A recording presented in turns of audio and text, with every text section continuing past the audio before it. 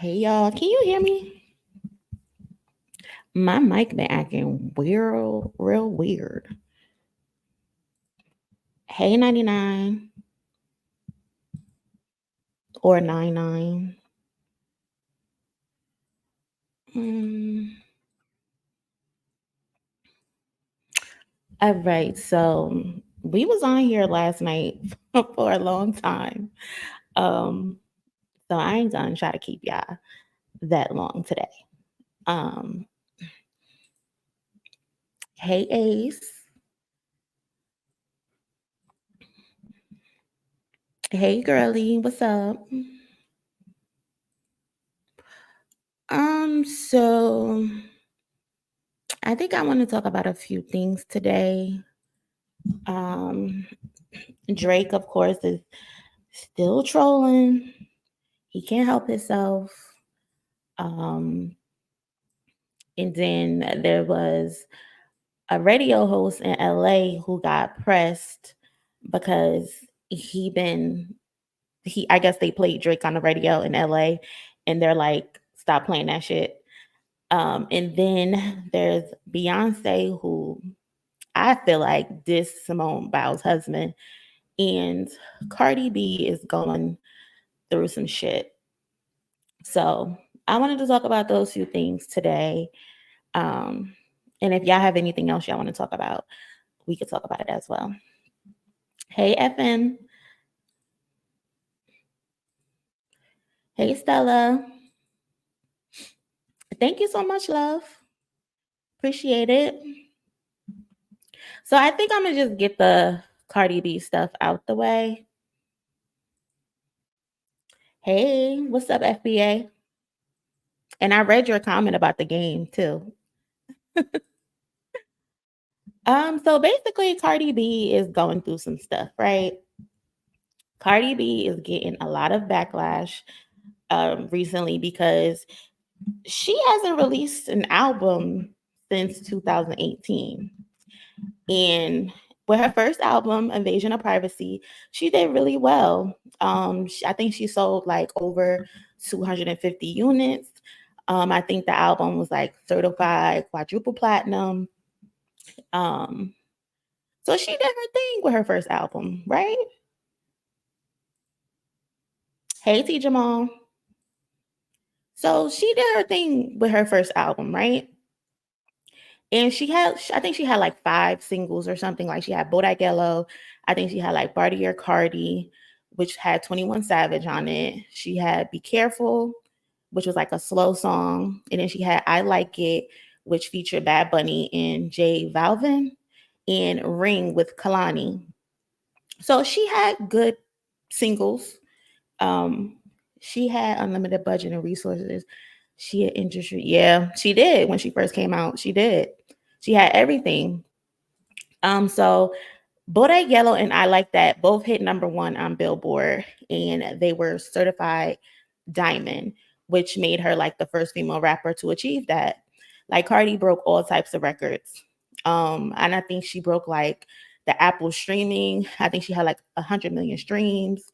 She was the first female rapper to chart like all 13 songs simultaneously on the Hot 100.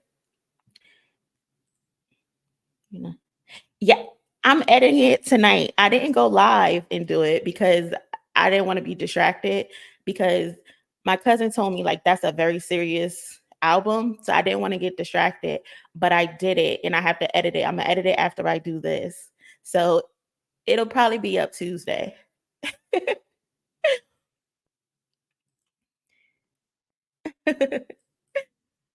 But it's coming. It's coming. I promise. Um, but yeah, Cardi is just she was breaking so much records when she first came out. So I just feel like she's scared to kind of live up to that hype. And so people are like trying to pressure her. What? Can somebody explain why women are called females in the culture? To be honest, I think it's a habit. Um, I would prefer if they use the terms like women because female can be anything. It could be a fucking plant. It could be an animal. But I guess it's just a habit. But the girl got like 3 diamond records. So like with all her success, people are like, okay, Cardi, when you gonna drop again? Like you haven't dropped since 2018. You have to do something. It's been 5 or 6 years since Invasion of Privacy, and we still haven't gotten the second album from you. Or would this be her third album? Because I think she had the Gangsta Bitch volumes. But either way, she not dropping, and everybody's saying she's scared. I low key think she's scared as well to drop an album, but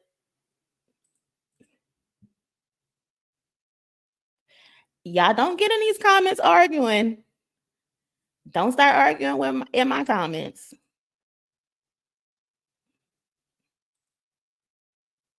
Yeah, she's been on a feature run. She's been on a real good feature run. To be honest, I think she been on like one of the best feature runs that I've seen outside of like Wayne in a very long time. Like she's had some legendary features. She cooked on Tomorrow too with Glorilla. She cooked on Put It on the Floor Again with Latto. Um, and what else she was on? I think she jumped on that Point Me To song.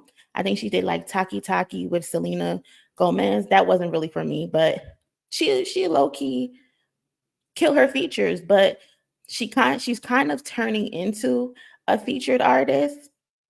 And I'm not mad, but people are calling her a hypocrite for that.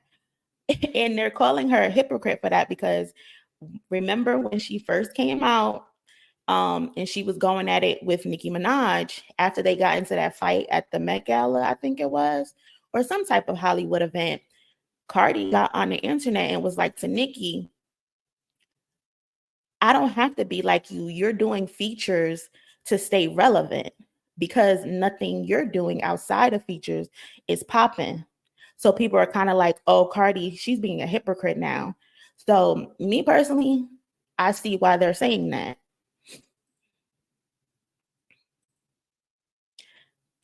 Yeah, she has. I think she had anxiety about not being as successful as the first album. Say 1 minute for being honest. Right. Yeah. I agree.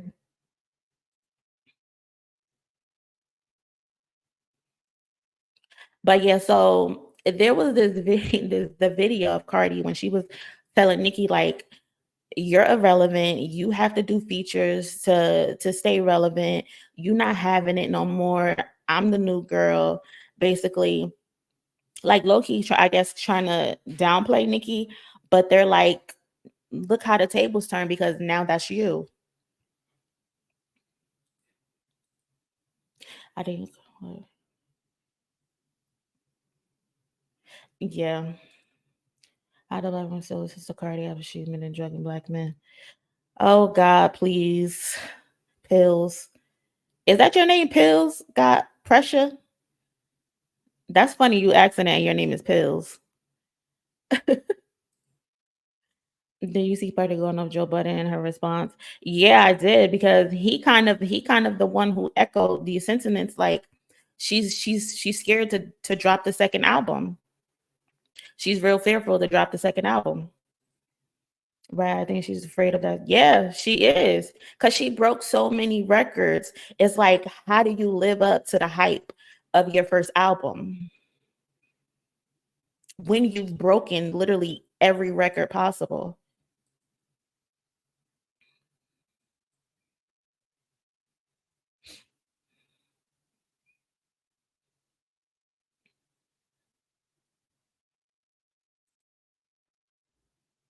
She may need a therapist.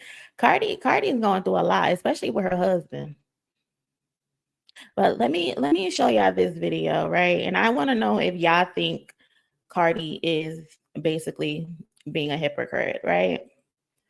Hold on.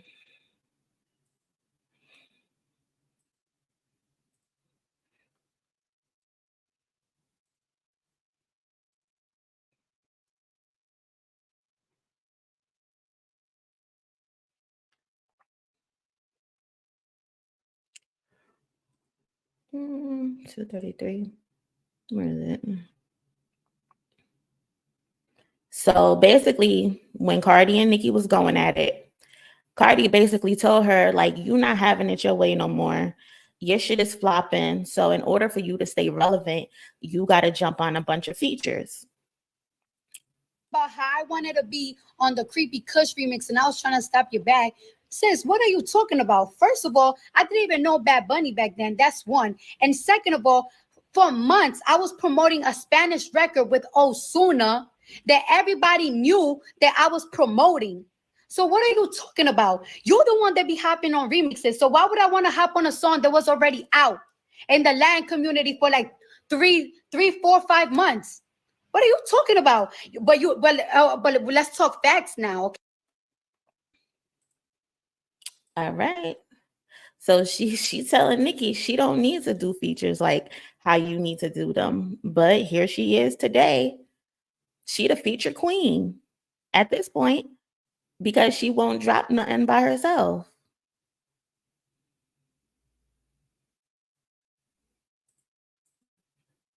She says her second album is coming, is in the works. FN, she been saying that for the last 3 years though. She been saying that for the last 3 years. Cardi, it seemed like Cardi got a new excuse the other almost all the time. Like I think a couple months ago, she said she didn't drop her album because of Kendrick and Drake was beefing. Like she said it took too much attention. She said that in a space to her fans because her fans were like, "Okay, bitch, we're the music."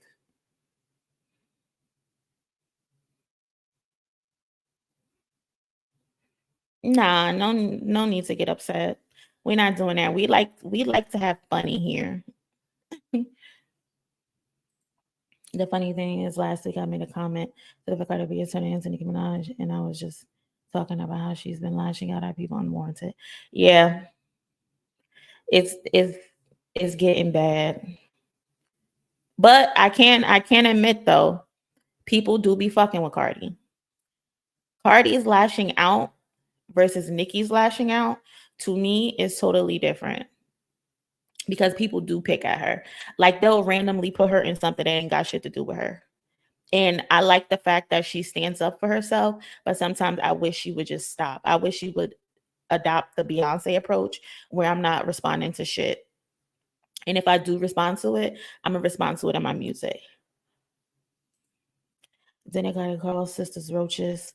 She called someone she was arguing with a roach. She didn't call black women as a whole a roach. I get it. When I'm in an argument, if you go low, I'm gonna go to hell. But I'm not gonna put that on her that she called all black women roaches because that wasn't true. She called the person she was arguing with a roach. He can't stop cheating. That's all that is. He can't stop cheating. Pills. Cardi never said the race of the men she drugged. It was NYC Club. Yeah. Yeah. I don't condone what she did. Um, but that was that lifestyle. I don't know the lifestyle, so I can't call it. What she did wasn't right. She robbed them. Um, but shit like that be happening. I'm surprised. I'm surprised no one's come forward and say I was the one she robbed and drugged. I know I would have because I'm gonna sue your ass. I'm gonna sue you. Yeah, FN. It's a cycle. Rinse, wash, repeat. But the only thing is I don't think Cardi did the same stuff that Nicki did to Kim. Cardi did that to Nicki. I think it's totally different. Nicki was beyond disrespectful to Kim. Cardi was cordial with Nicki Minaj, in my opinion, and it didn't get ugly until Nicki felt like she could sun her with that motorsport verse. Because apparently they said with the motorsport verse, Nicki changed her verse like 3 times. And the final verse she submitted was the verse with that Nick Lombardi line where she said that if Cardi the QB, I'm Nick Lombardi, bitch you my son go sit on a potty. That's where the rift happened. But Cardi didn't disrespect Nicki the same way Nicki disrespected Kim. And everything Kim said is starting to show itself. APR is this year is wait. A worst song on the planet. That and The Heart Part 6. You drop an album if you're able to get by. That's what I said as well. I'm like, she might be adopting the the the Lauryn Hill blueprint. Drop one album and eat off that for the next 30 years. Can she do that? Like, she's pushed the album back several times. Like, how many more times can you push the album back, Cardi? And I'm low key thinking she might not want to rap anymore. I think she want to pull a Lauryn Hill and just eat off the same album for the next 30 years.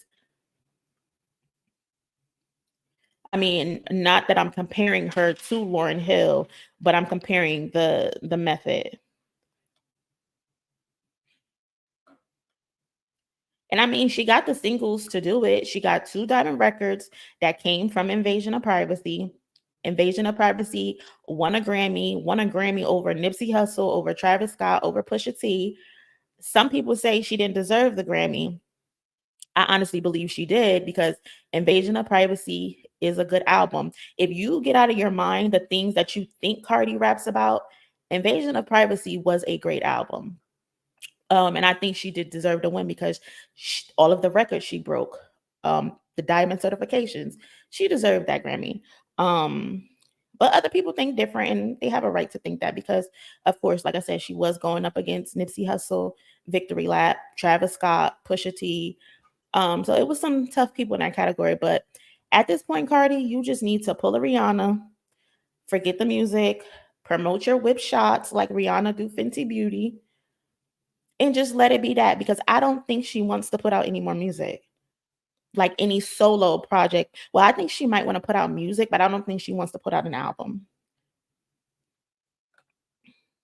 Right.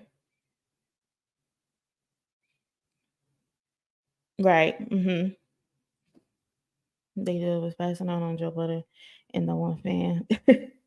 Yeah. She told Joe Budden she's gonna slap him in his head, his bald head.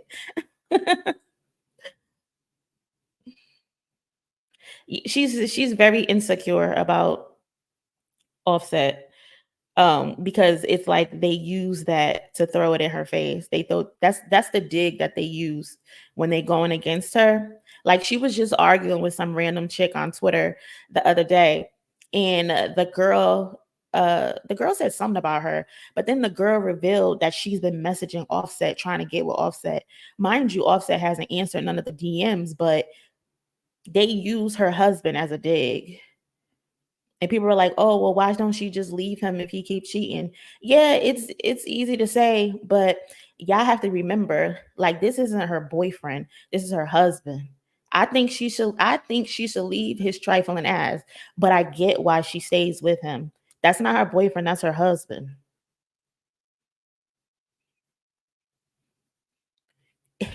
Both the he ain't reformed. That's the thing, Stella. He not reformed. He's a weird one. He's a weird one. Nicki Minaj's situations are very questionable. From from the weird husband that she picked, and then the fact that she was paying her brother's legal fees when he a pedal pusher regarding his stepdaughter, and she was paying those legal fees. And some weird stuff going on over there. Very weird.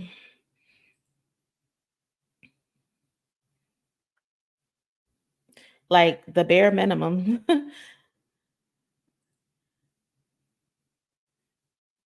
She showed up at the she yeah, she didn't show up because she wasn't in none of the scenes. They did a separate scene. Nah, fat boy. Paris ain't cook Cardi. Paris embarrassed herself. Like who posts DMs, screenshots of DMs of you messaging somebody's husband? You messaged him 6 months ago, then you messaged him a year ago, and he didn't respond to none of them. And you talking about you want to fuck him? Like Paris, you're weird.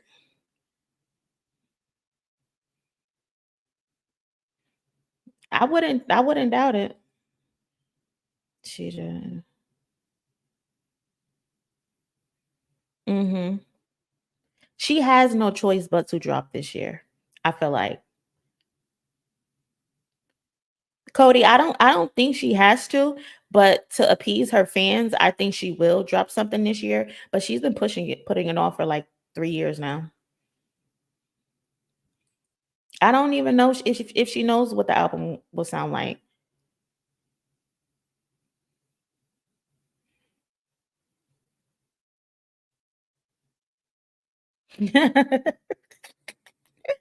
I like Pump It Up. Okay,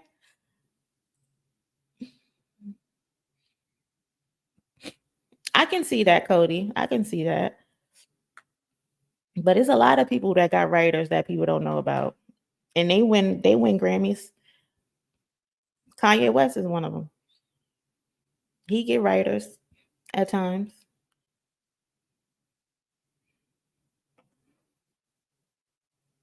Listen, I think if she's done with this rap stuff, she just needs to say, "Yeah, I'm done."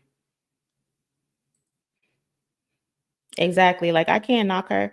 Can I say she looks stupid? Absolutely, but I can't knock her. That's her husband, and they got kids. They got a lot of kids, and I think she's pregnant right now as well. She hasn't said anything, but it's obvious she's pregnant.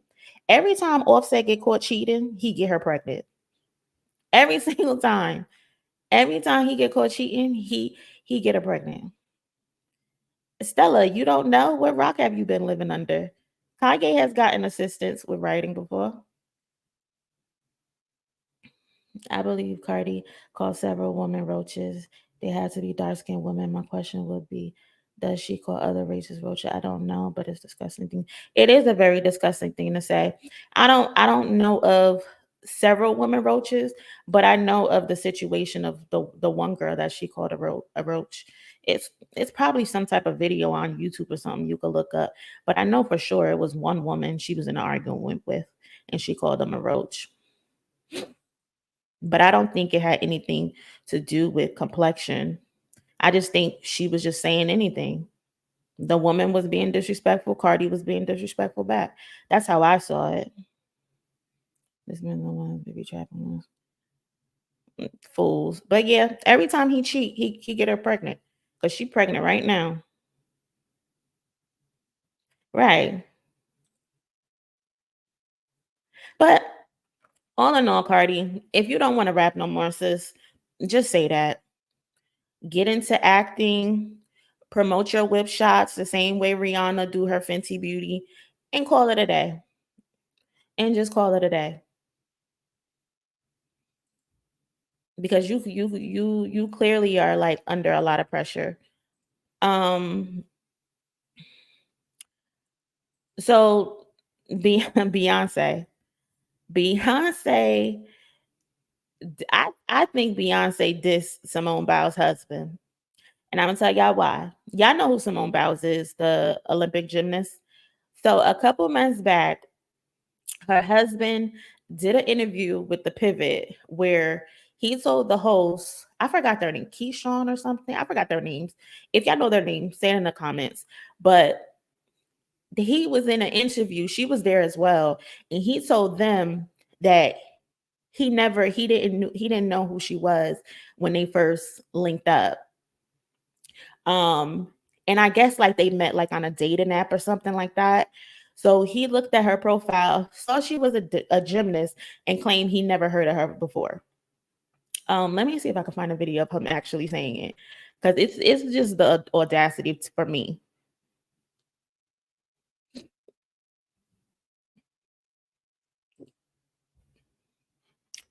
Mm.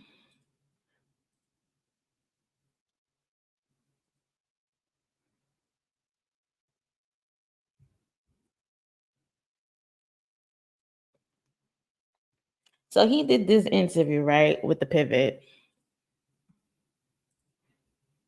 It's like she pops up, and I'm like, let me see who this is. Gymnastics. I ain't never, I never really paid attention to gymnastics. So he never really paid attention to gymnastics.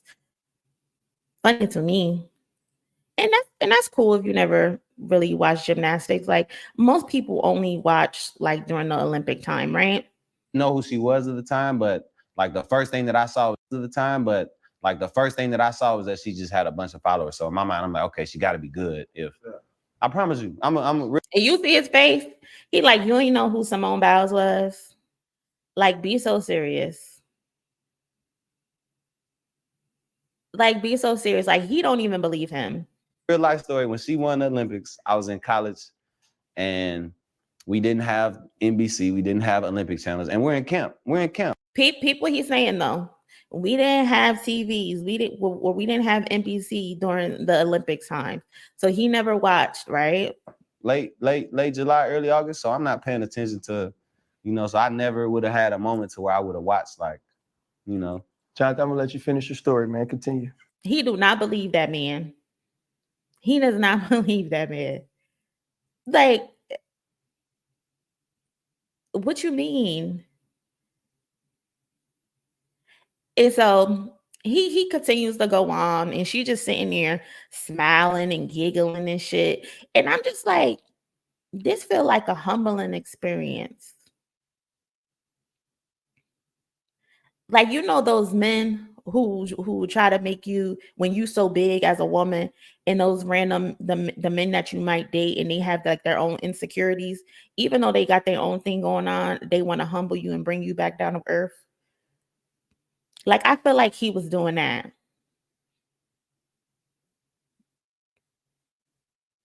But the kicker though, right? Look at her, just smiling. Goofy as fuck. But if you like it, I love it, girl. But what killed me is this. Then the rest is history, man. So you was really the catch in. I always say the men the catch, man. I always say we the catch, man. He said he was the catch over Simone Biles. He said he was the catch. He was the catch. And she just sitting there skinning and grinning,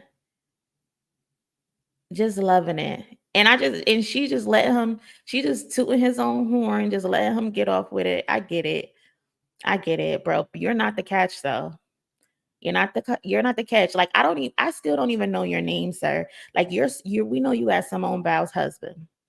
And that's it. So they're doing promo for the Olympics. And Beyonce was one of the ambassadors. Hold on. Let me see if I can paste this here.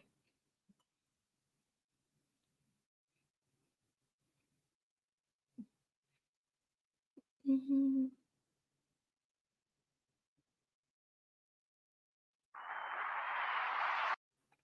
So Beyonce is doing the promo, and then in the promo, she's like introducing some of the players, right?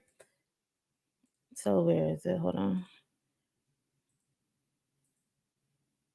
So she introduces Sha'Carri. Hold on, I'm on the wrong screen. So she introduces like Sha'Carri Richardson. Where is it? And then when she gets to Simone Biles, hold on, now it's not loading. So basically, when she gets to Simone Biles, she's like, and you know who Simone Biles is. Because, like, why would you, as her husband, get on national TV and pretend like you don't know who this girl is? Like, I did not like that. If it'll freaking play.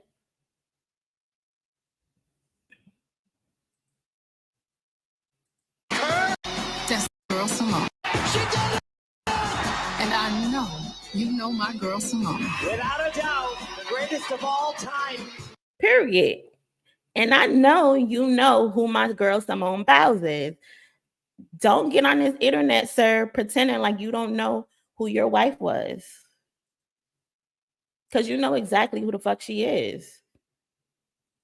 You seen her name, you seen all those followers she had, you did your Googles, and you saw the ching ching. Granted, I know you're your own type of football player or whatever. You got your own money, but stop it.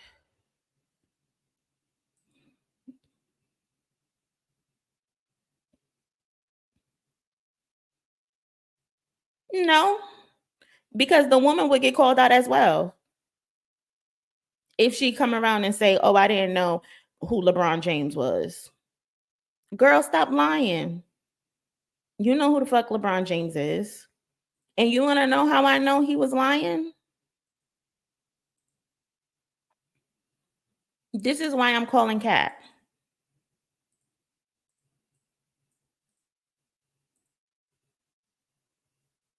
Hold on. What screen am I sharing?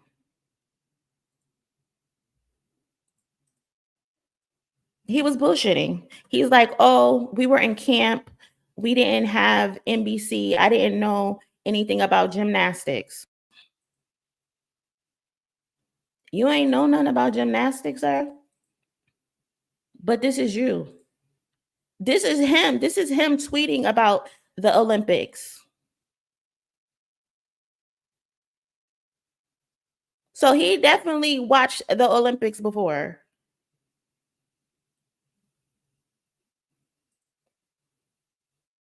Exactly. Nobody believed him, especially when you in sports. Like, you know who Simone Biles is, bro. You know exactly who Simone Biles is. Pretending you never watched the Olympics before when they got tweets of you talking about Gabby Douglas.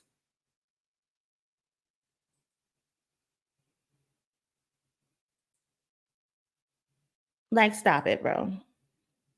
But I love the fact that Beyonce put that in the ad. Oh, you know who my girl Simone is. Yeah, because apparently her husband didn't know who she was.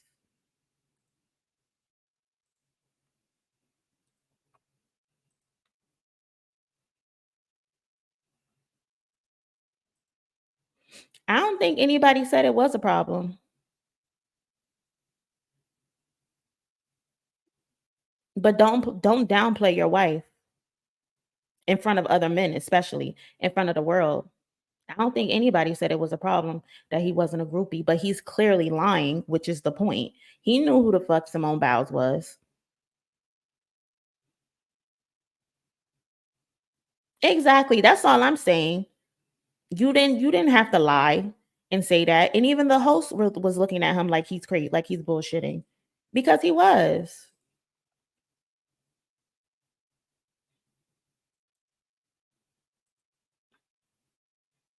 Correct. And you could tell she probably just stands to the side and let him feel like, yeah, you are the catch. And I love that for them. But I just it was just funny. But I love that Beyonce put that in the ad. You know who my girl Simone Biles is. You know the name. You know who the GOAT is. You know who going for gold. Because I just showed you that he's lying. Were you not paying attention? I just showed you he was lying. He told those men he didn't watch gymnastics. I just pulled the tweets showing he was tweeting about Gabby Douglas and the Olympics. He was lying. That's how I know he's lying. Exactly. He wasn't buying it.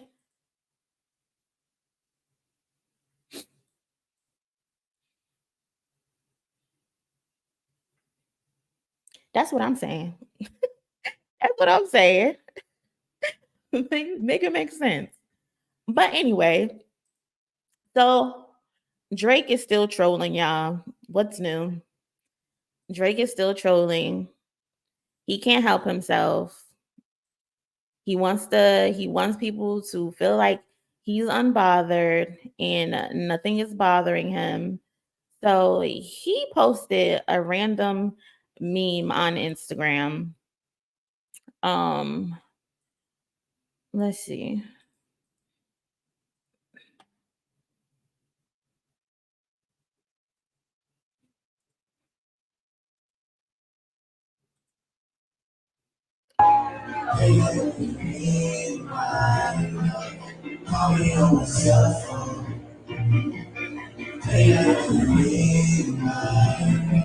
So he posted this on Instagram, a Drake lookalike, and the caption right there at the bottom, it's like got a line across it, but the caption basically says, "Sometimes you gotta pop out," which is basically Kendrick's line from Not Like Us.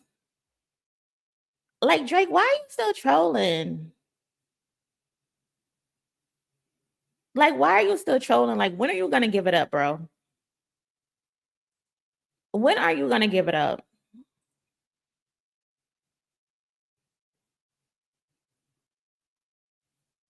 And like, you want to post the lyrics to the song, some pop out and show what? Show what, Drake? What do you want to show?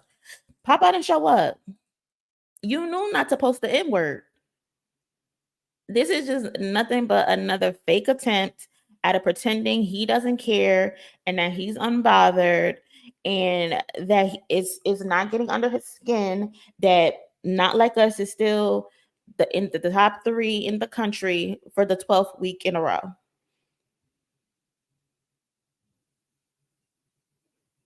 Like, instead of trolling Drake, why don't you post any of the 6 songs you were featured on since the battle was over? Why don't you post any of those songs? You don't post them because they all flopped. And y'all keep saying, and people keep saying, oh, Kendrick is the one that's milking this.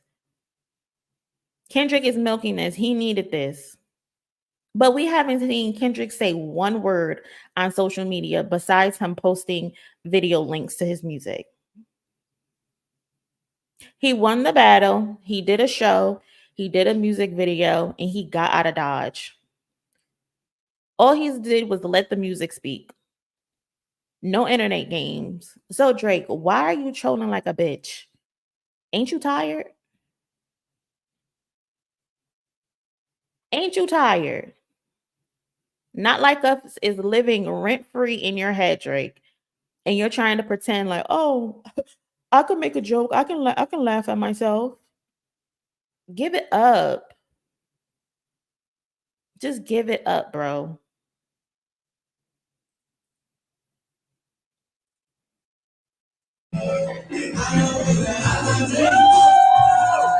And where is this fake Drake at? Like, is this a boxing event? Like, why are you dressed up and impersonating Drake?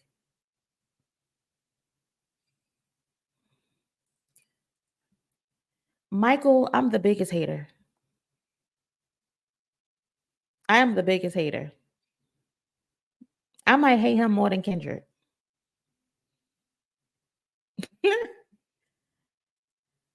He can't help himself.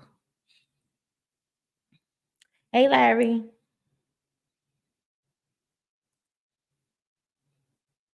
Not milking it at all.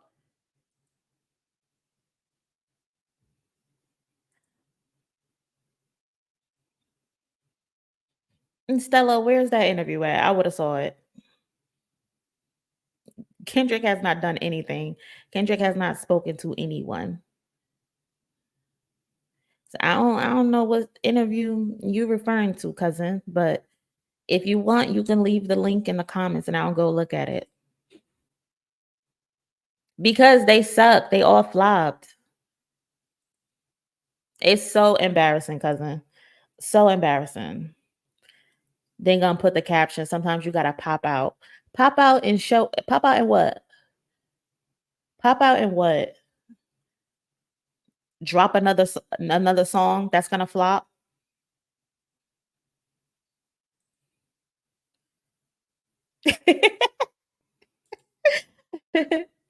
All right, Stella. Thank you. Literally, Not Like Us. I know Not Like Us is on a loop in his head. It gotta be. No. What Kendra said, only you like being famous. No, I'm not jealous because he's famous. If I was gonna be jealous of somebody being famous, I would be jealous of Beyonce being famous, not fucking Drake. Exactly, effing. He hasn't done anything. Hey, if Stella got one, present it to the class. We can go over it. Right. The Compton College. Yep.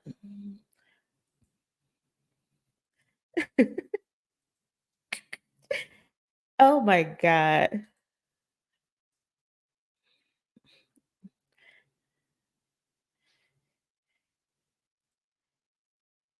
Oh, Michael, you just a troll. Okay, I see what you want. You just trolling. Okay, I see what type time you on.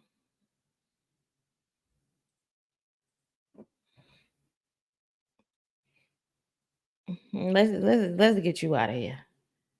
Let's send you to the gulag. Okay. Oh my god. For real. Like what? Um, and then, but speaking of Drake, so there was a radio. I don't know what radio station it was. Um, hold on, let me see if I can look it up. But there was a radio, a host. I guess he played the not like or Drake, some Drake song on the air, and somebody called him and basically cursed him out and says, "Stop playing that bullshit on the radio in LA. We is not feeling that bullshit. Why the fuck is you playing that?"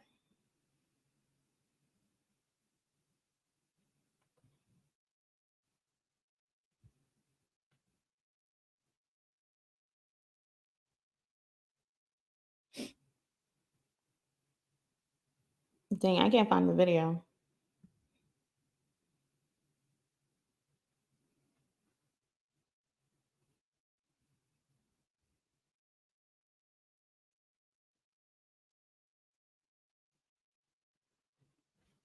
I'm gonna probably have to insert it later. But the guy basically called and cursed the radio host out, said, Don't be playing that shit. And no, I don't think it was Big Boy TV. Was it Big Boy TV? Well, the person who posted the video wasn't Big Boy, but basically the person whoever it was that called, he sounded like Mike Epps to me. Um, but he was like basically gave him a phone check over the radio and said, Stop playing that Drake shit in LA. We don't fuck with him. And I mean, I ain't looking for no violence or anything, but if they could do that in Canada, why they can't do that in LA? He's stopping shows in Canada, so they should stop playing him in LA. I mean, I think that's fair, right?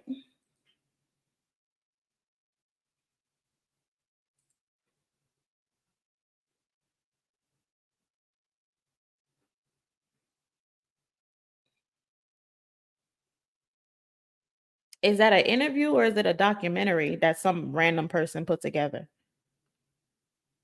Because, like I said, if Kendrick Lamar did an interview, that shit would have been a headline everywhere.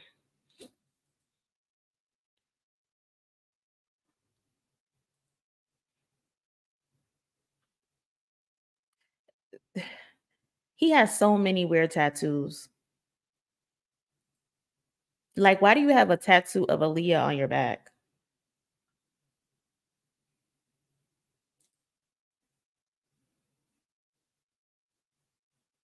I haven't watched it yet. I plan on watching it tomorrow while I work. That video is 3 hours long, but I'm gonna watch it though. I think I'll watch like the first 5 minutes.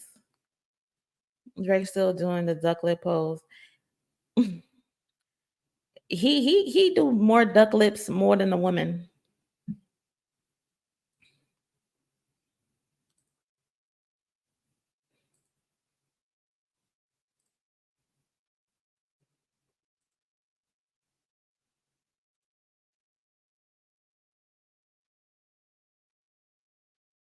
Because Meek Mill isn't the cash cow that Drake is.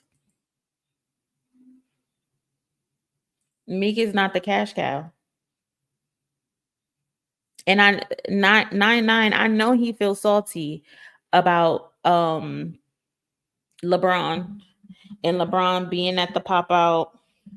LeBron saying that he loved the Not Like Us song when Curry was like, "Oh my God, y'all keep playing that." And I know he feels salty because he reposted, I think he posted Curry on his story and two other, I think Shay, who plays for Canada, and then another player, but he ain't post LeBron. Um, but it's like, is that supposed to be like a dig? Like you can't get back at LeBron when you have that man tatted on your body like a whore.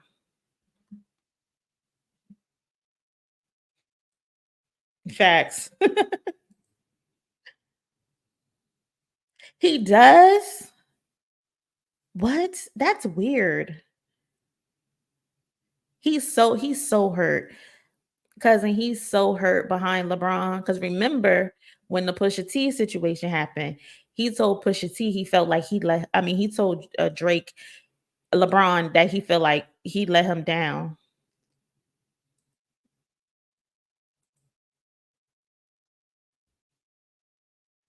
Like what?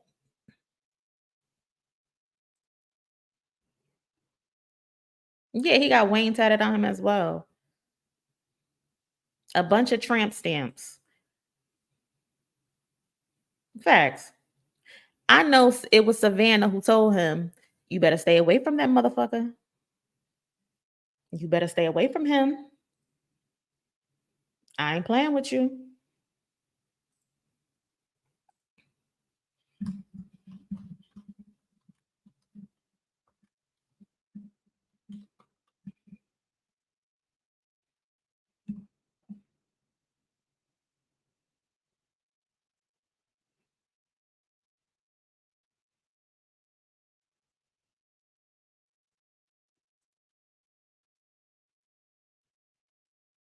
He does. Oh my God.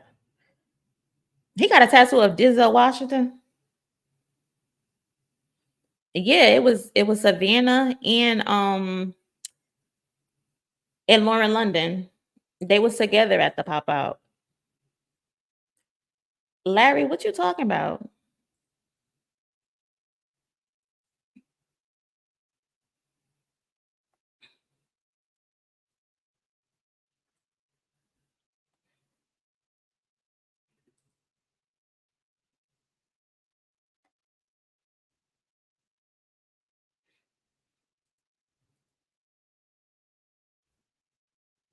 Wow. That man is crazy. Like, why do you keep getting all these tramp stamps on your body of other people? Like, I think it's something mentally wrong with him. It gotta be. It gotta. Ain't no way.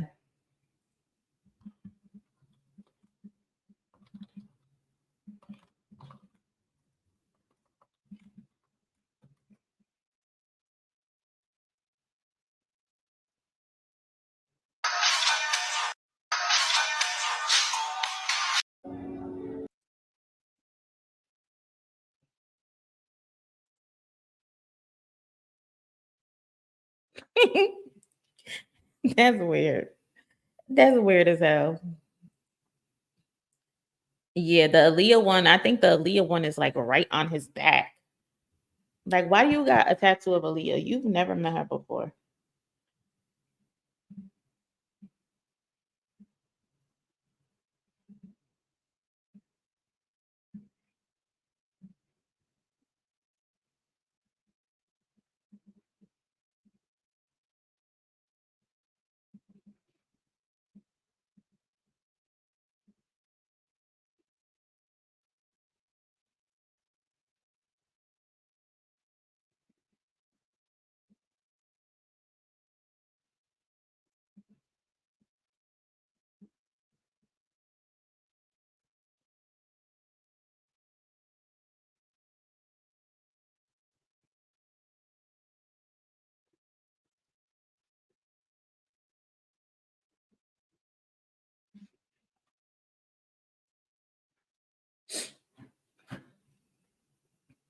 And do y'all know who Stunna Girl is?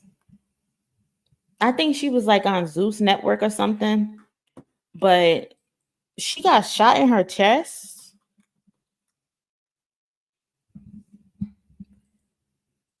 Like, I don't know what type of stuff you got to be into to get shot in your chest as a woman.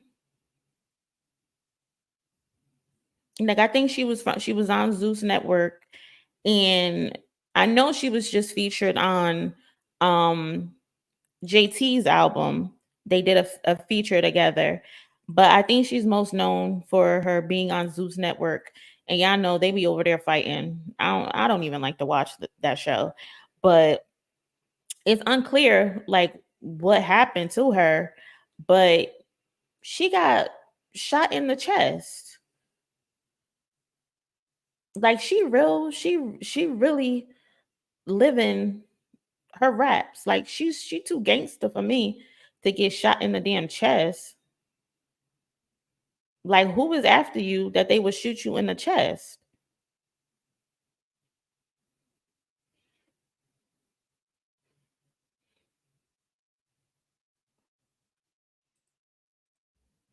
Why do I feel like Drake calling his cat Crody gives off maybe as an HB love grab cat? I don't know, man. I remember when Kenny said Drake is a beard. Yeah, and a lot of people don't know what that is. Um, people people don't realize that a beard is like a cover up for someone who likes the same sex, but they don't want to present it to the world, so they get somebody as their cover up as their beard. And a lot of people didn't get that.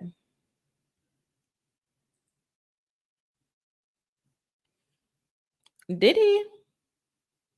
I know he got a lot of pending lawsuits, a bunch of them in LA for wrongful termination, for all, I think, bodily harm and all types of shit. He just living reckless out here.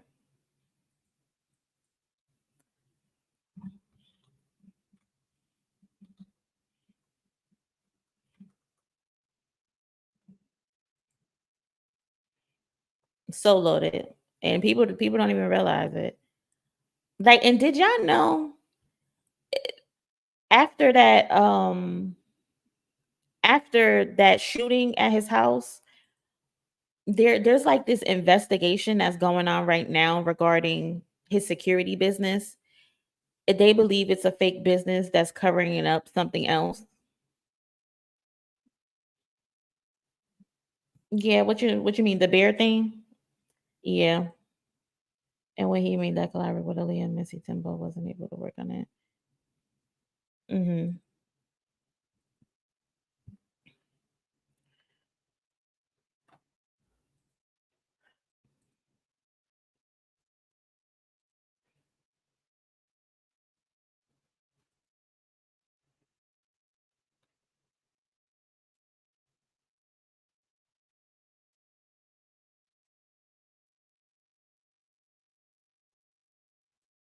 About the security firm operating here outside the house. Have a look at that vehicle. Jungle Lion Security presents itself So this supposed to be Drake's business that he got for Chubbs, right? as Canada's #1 provider of security services. So they going around providing people security services. But no one answered our repeated calls, and the firm doesn't appear to have a website.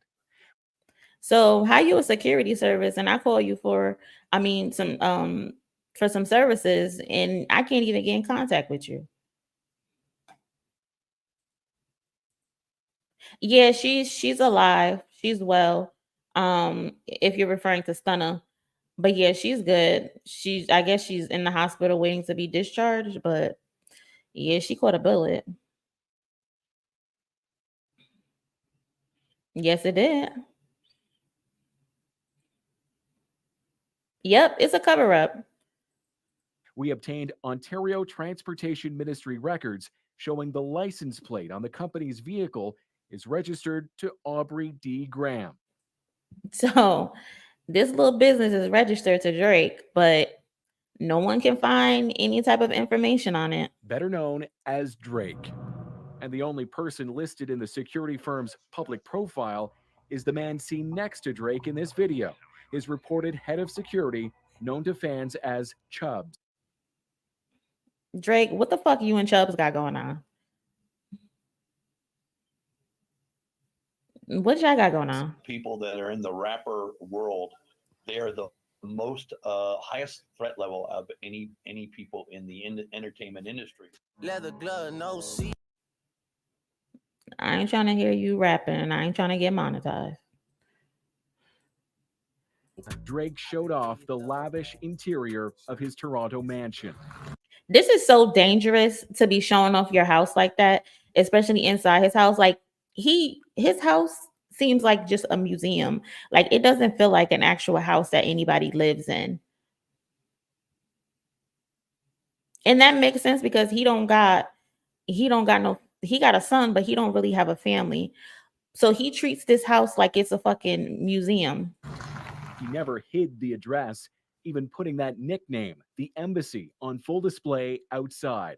But at a public council meeting in 2019, an architecture firm hired by the rap star revealed Drake's security nightmare. He living very dangerous and very reckless. And people were mad at Kendrick for putting his address as the album cover. It's public record. He let people come in and out of that house like they tourists. Everyone knows where he sleeps, where he eats, and that has really freaked him out, us out, and we need heavy security outside. At that meeting, the city granted Drake permission to build extra tall fencing around his property. They just letting him do anything in Toronto.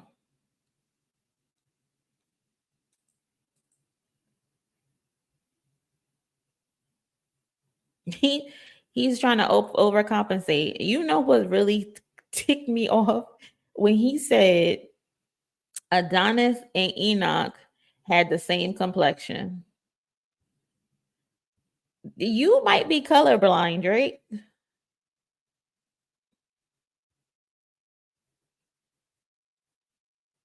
Who, Drake's? It ain't. People just drive by all the time. It's very easy to get to his house. You said it.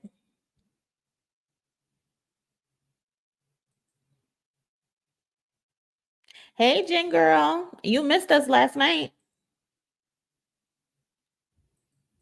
And this week, it was just outside that police say a suspect drove up and shot a security guard. Like they just letting people, like anybody could just drive up and down that street. And that's what happened, where the security guard got shot at.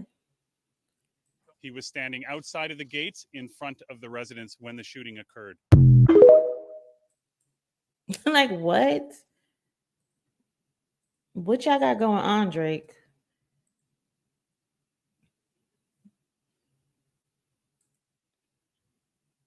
Yep, he's making all the money.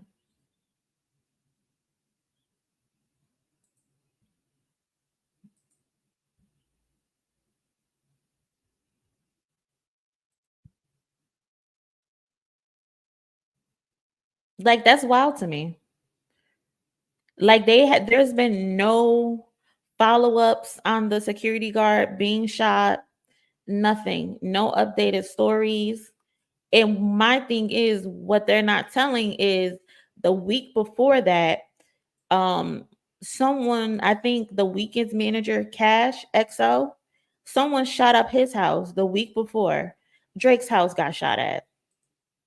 So XO and OVO, they've been having an all-out war with each other and no one's reporting on it.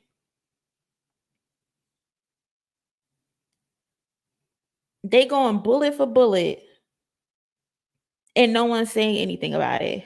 We don't know if the security guard survived. or how he's doing. That shit is under wraps and nobody's talking about it. That's funny to me. How can the Weeknd's manager crib get shot at 1 week, and then the next week Drake's crib get shot up at?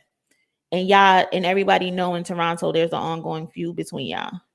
But it sounded better to say that the shooting at Drake's house was kind of connected to the Kendrick Lamar situation. And we all know that wasn't connected. That's some OVO and EXO bullshit where they having bang outs with each other.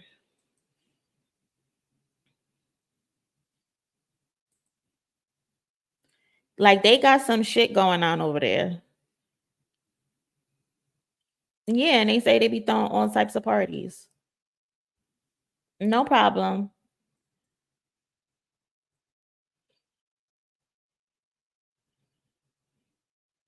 I think it was his one of his clothing stores or something like that.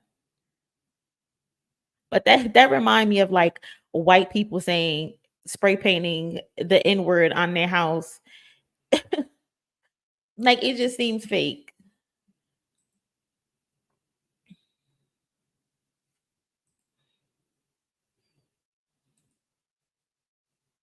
Yeah, they beefing, but nobody want to talk about it. And that's just so odd to me.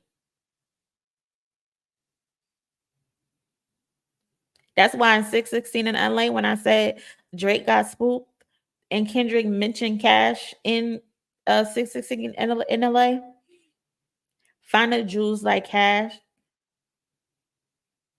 That's not even the leak or something like that, he said.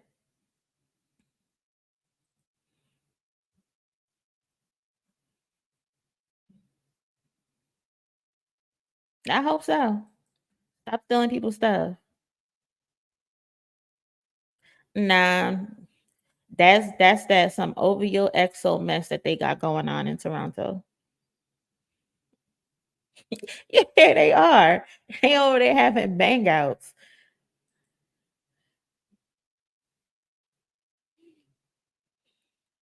They need to get it together.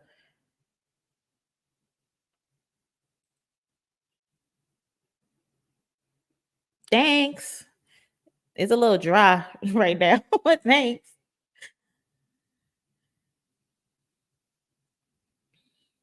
Are you from Canada, Stella?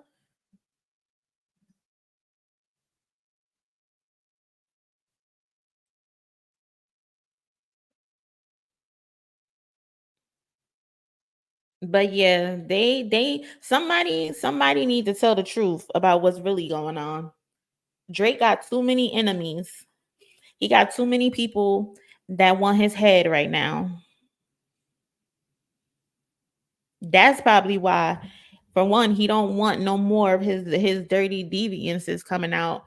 But he beefing with a lot of people. You beefing with Kendrick, you beefing with the Weeknd and the other EXO members. You beefing with Rick Ross. You beefing with everybody. Everybody wants your head. Donald Glover, Childish Gambino. You beefing with him. How do they feel about Drake over there? Yeah, I know he was just booed at the Limp Bizkit concert.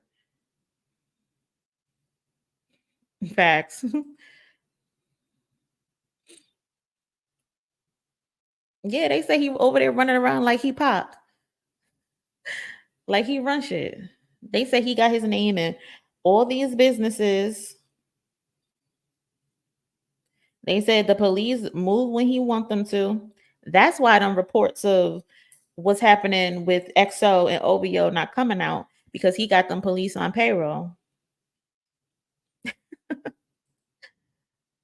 Damn, that's crazy. Too many options.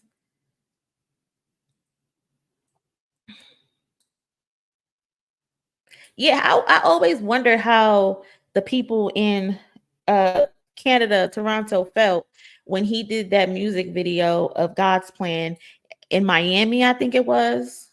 I think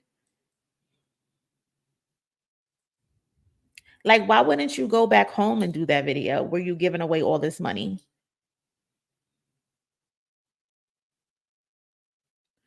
He is. That's why those Hell's Angels back him. I said it the other day, but I'm like, it was not on my bingo card for the mob ties to be the Hell's Angels.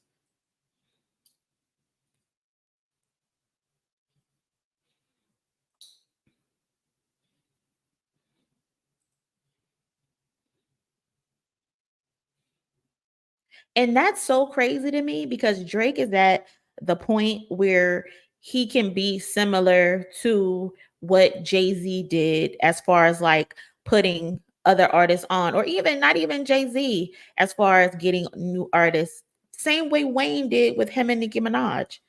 He's at that point where he could do that. And I don't understand why he wouldn't do that, especially in Canada.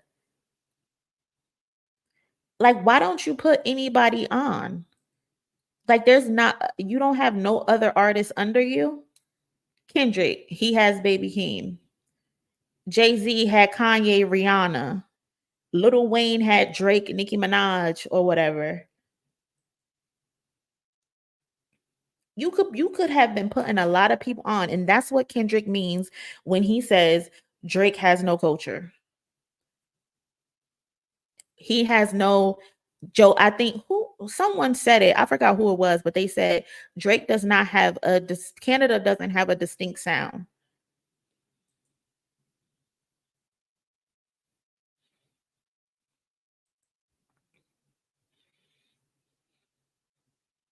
Right.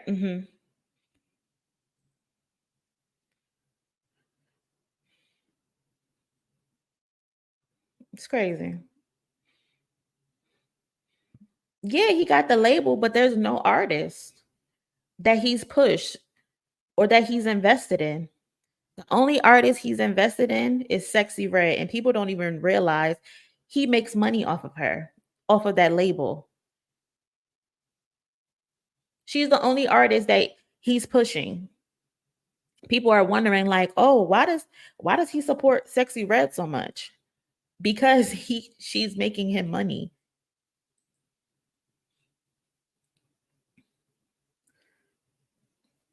Like, you got a whole label, but you don't push any artist. There's not one artist out doing anything. You have these random people that's a part of this label, and it's basically a fucking sweatshop.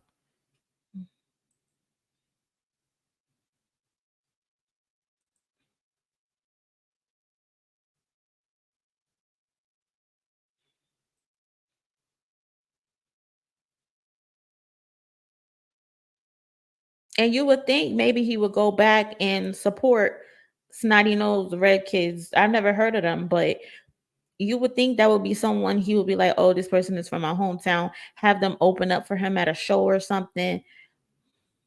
Where is OVO Fest hosted? Is it hosted in Canada?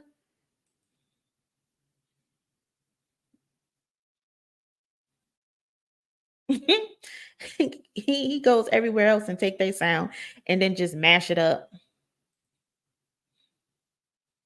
Hey, girly. We spoke on a few things.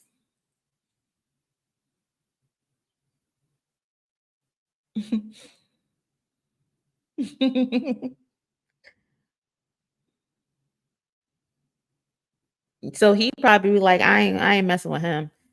He too outspoken. He trying to set the slaves free. that's probably what he thinking. You trying to set the slaves free. I can't rock with you.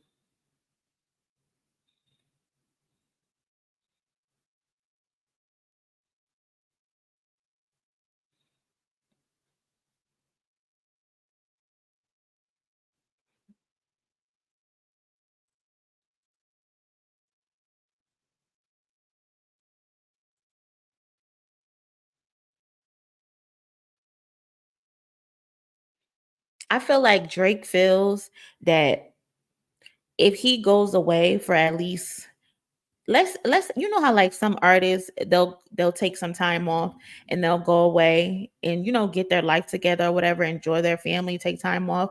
I feel like Drake feels if he does that, people will forget about him. And I think that's something he fears, being forgotten.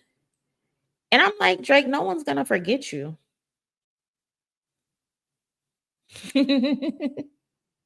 No one's gonna forget you, bro. He needs a real good break.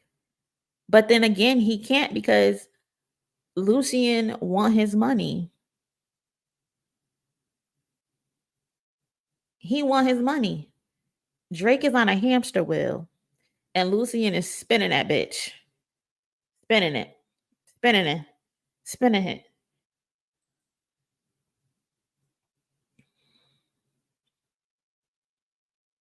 They ain't got no sound. If they do got a sound, it's the Crody sound. Tell me you're cheesing, fam. That's their sound. That's their sound.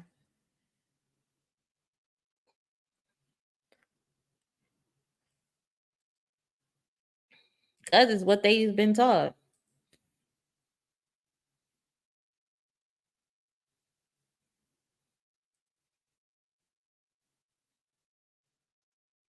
Right. Thank God I don't listen to the radio anymore. I stopped listening to the radio a long time ago. I used to listen to the radio like on my way to work, listen to the Breakfast Club and stuff like that, but I don't put the radio on because they play like the same 5 songs.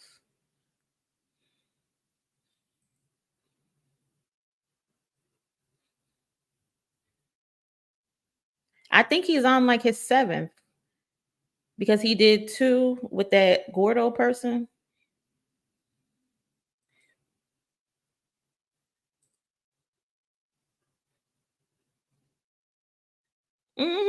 I'm pretty sure he the one's like, chill out and don't drop no more. Too many eyes on you right now. Like nigga, you hot. You hot. You blowing up the spot. You is blowing up the spot.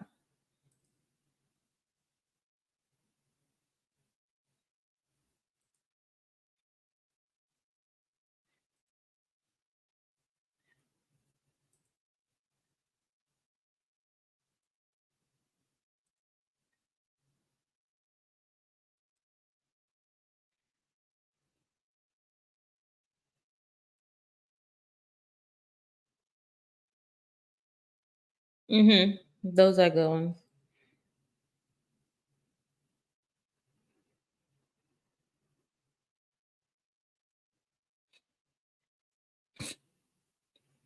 Man corrupted. But since we were talking about Lil Wayne pushing Nicki and Drake. Rapaholics got a documentary. It's like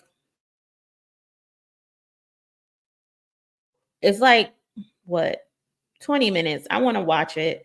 It's the rise and fall of Young Money. So if you want to stay and watch it with me, I appreciate it. To see what happened because Young Money isn't a thing anymore. Like supposedly Lil Wayne is sneak dissing Drake now. Drake apparently didn't say hi to him at that all white party that they went to.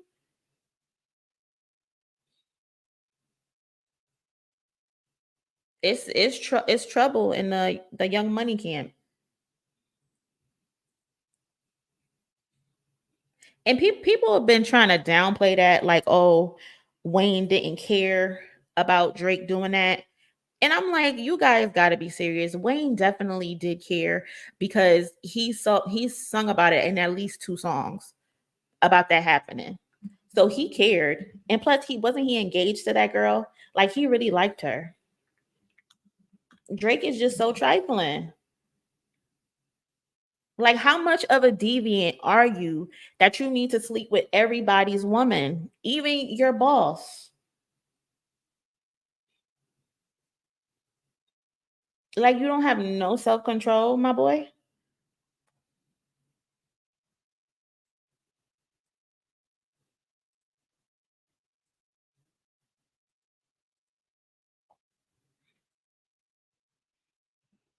So this video is by Rapaholics, The Rise and the Fall of Young Money. So it's like 20 minutes. So let's watch it together as a family. We taking over. I got this rapper from Canada. Young Money Entertainment, my own thing, the new thing, man. Holla at your boy. We taking over. I got this rapper from Canada. His name is Drake. He's real good. He's actor and all that. He's in the Brassy High. They're all better than me. That's why I came on first. Y'all gonna love me. But once they come out, y'all gonna forget about me. I got my man Lil Chucky. I have the beautiful Miss Chanel. Where the hell is little Chucky and Chanel at? Where they been hiding? Y'all know Nicki Minaj. And last but not least, Drake. 6 years later. Lil Wayne has established a label called Young Money. Now, Young Money Entertainment is a part of Cash Money, and he sued Cash Money and Birdman for $51 million, claiming he didn't get paid. He's looking at them and saying, you guys are not paying us for the albums of Drake, Nicki, and Tyga. That situation was a lot of mess that needed to be cleaned up over the years. And, you know, you just think of where those guys started. I mean, it's only right that there's going to be a lot of gray area over 20 years of hustlers coming out of New Orleans to go on and pretty much keep Universal alive. If you know anything about hip hop, then you know that Young. Now, I guess who was the most successful? I guess Drake was the most successful, and then Nicki Minaj, besides her fucking antics. Tyga kind of did his thing. But who else was on there? Oh, Mac Main.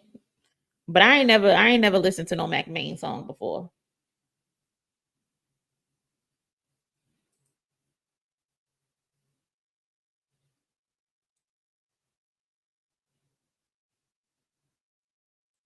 Mm-hmm. Hey, Holly.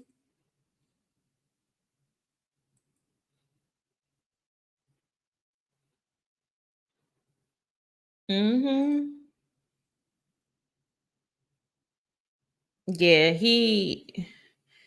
Tyga a freaky ass nigga too. Because why was you messing with that little girl? Did Corey Guns like came and went, which is sad because he's actually talented. We know more about his dirty feet father than him.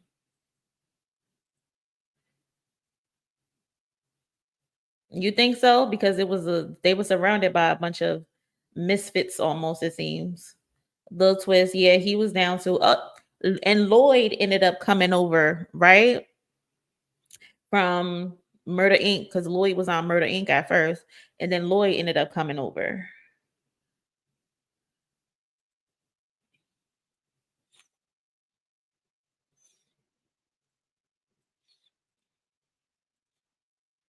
Money is probably the biggest record label of all time. Lil Wayne. Is it? Hip hop, then you know that Young Money is probably the biggest record label of all time. Emphasis on probably, because I don't think that's true. Lil Wayne was at the height of his career when he started the label. He was the last rapper to sell 1 million copies in the first week with his album The Carter 3. And instead of prioritizing his own megastardom, he stepped back from the spotlight and introduced the world to the biggest rappers today, like Drake, Nicki Minaj, and Tyga. But in 2024, you probably wouldn't recognize any of the new Young Money artists. And even though Young Money birthed some of the biggest artists in hip hop, wait, they got new members? Any of the new Young. Who the hell? They still breathing? I did not know Young Money was still a thing. That's interesting. Money artists. And even though Young Money birthed some of the biggest artists in hip hop, The downfall of the label was actually a lot darker than you might think. But before we get into the downfall of the label, we've got to follow the label. Yeah, look at Dennis. A Steve Harvey suit nigga made him. Look at him. Was actually a lot darker than you might think. But before we get into the downfall of the label, we've got to understand the foundation it was built on. In 2005, nearly all of the original Cash Money members had left the label due to money issues. The last man standing was Lil Wayne, who was discovered by Birdman and signed to Cash Money in the early 90s at the young age of 12 years old. By 2005, Wayne was on his way to becoming the biggest rapper in the world, and this is when he created Young Money. Speaking of Baby, y'all, we gonna have to do like a deep dive on Baby, Lil Wayne, Pharrell, Pusha T, and what happened to that boy, the song, and how all of this even came about. Because all of this today, I know we think it's the Control verse that really started all of this, but if we tie in Pusha T and Pharrell, because you know Kendrick said he inherit the beef, we need to go back to that. I'm gonna try to do something with that because that's where all this shit started. Because fucking Birdman was being a broke bitch and didn't pay Pharrell his money for that verse. But we gonna get to that.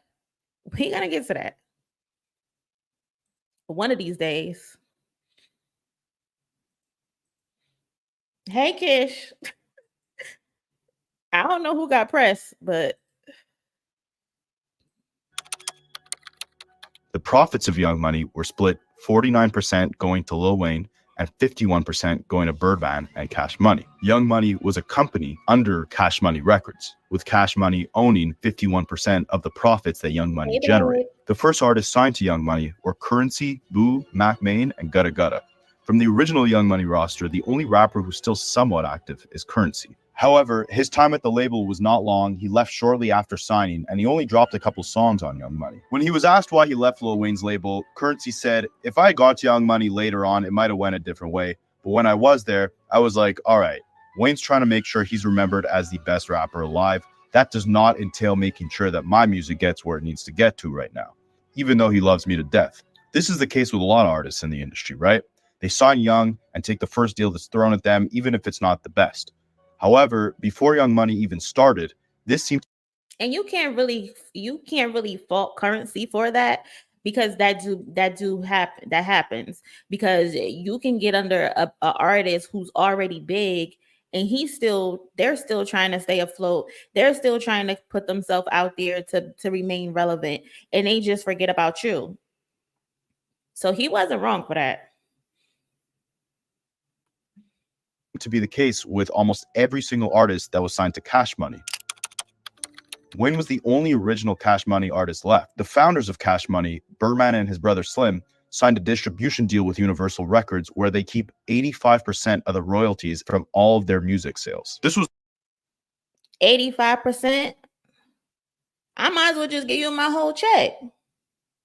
At that point, that is insane.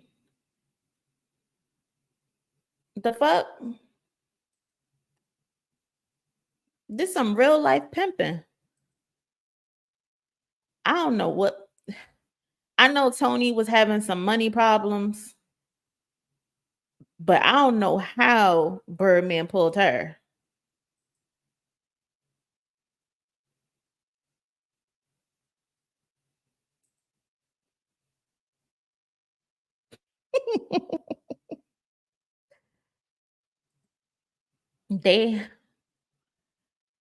Because then they don't be reading them contracts. They just be so excited in a moment. They getting put on. They just be that excited in a moment. They don't take the paperwork and say, hey, let me bring it to my lawyer or somebody else to have them read over it. They just sign their life away. Don't even know. They back end is a blunt and a pair of sneakers.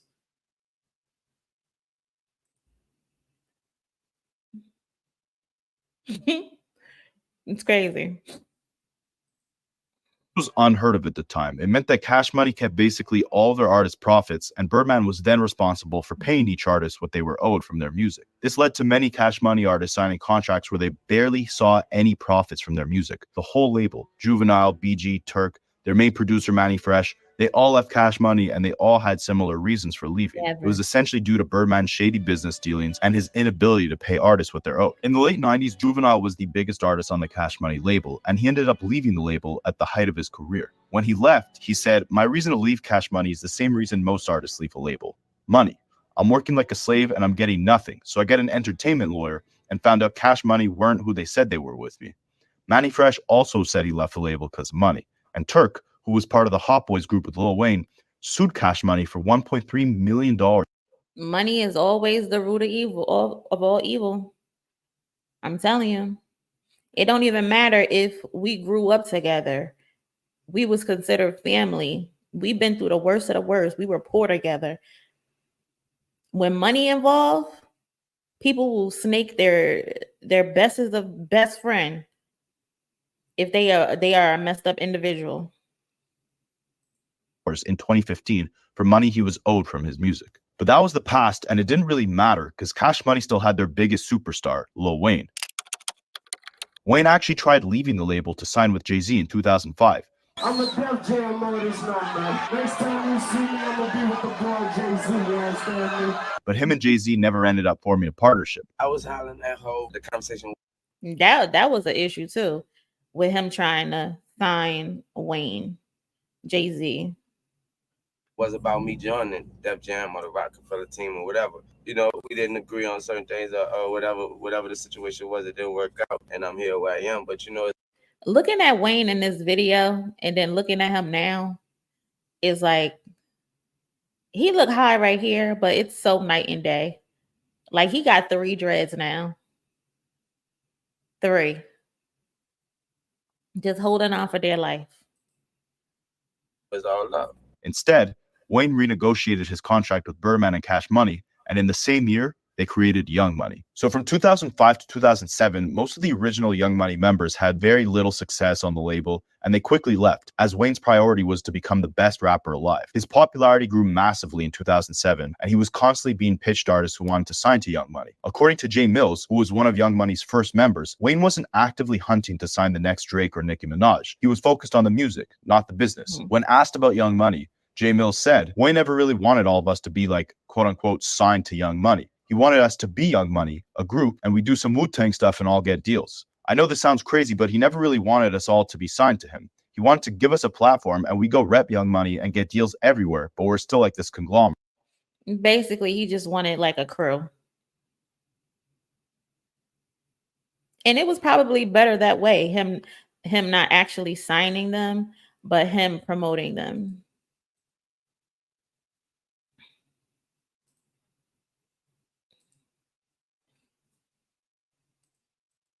Man, that lean got him walking around looking like a corpse. Life and them drugs. I seen someone the other day who said Wayne and Future both rap about substance abuse, right? Lean and stuff like that. And I told them, they were like, it's so crazy how they both look different, but they both mention those things in their songs. And I said, people don't realize one of them is lying about their usage. They're just putting it in their songs because it's the cool thing to do. Future is not doing them hard drugs, and you can tell by his appearance if you compare him to Lil Wayne, who's actually doing those drugs. It's so obvious that Future is lying, but he's gonna keep it in his music because that's what the culture, that's what they push. You can see it clearly. Future be capping in his music, but these people too stupid to realize that. Hey, Brian. Omarion, another original member of Young Money, had similar thoughts. He said, "So I signed my deal with Young Money. I was supposed to get my advance." Similar thoughts. We're still like this conglomerate. Omarion, another original member of Young. Omarion was signed to Young Money too? Wasn't he signed to Maybach Music? Because I remember that award show where he came running from the back and he started pop locking and dropping at the front of the stage. Omarion was just on a world tour after he left B2K, apparently, going from label to label. You can tell he don't.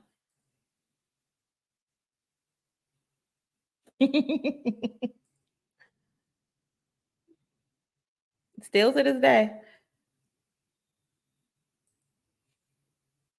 Yep. You can tell. Young Money had similar thoughts. He said, "So I signed my deal with Young Money. I was supposed to get my advance. And basically, within that time, my check didn't come. And that raised a lot of questions for me, like what type of business was being done." He went on to say, "Wayne wasn't like a boss. He was an artist." So now you have Wayne, who's the biggest rapper in the world at the time, and one of the only rappers still signed to the shady Cash Money label. He decides to start his own label under Cash Money. At the time, most of Young Money's artists had no real buzz, so standing next to the biggest rapper in the world was a big look for them. Making great music with the biggest rapper in the game was the main priority. But as a result, the finances and business side of things took a backseat, and they weren't the biggest focus at the label. Now, the first artist off Young Money who had hits on the charts wasn't actually Drake or Nicki Minaj. It was Tyga. Tyga met Wayne at the 2008 VMA award show and signed to Young Money shortly after. Before signing, he already had an album on the... I can't even lie. Tyga has some hits. Tyga definitely has some hits. I know Rack City was big.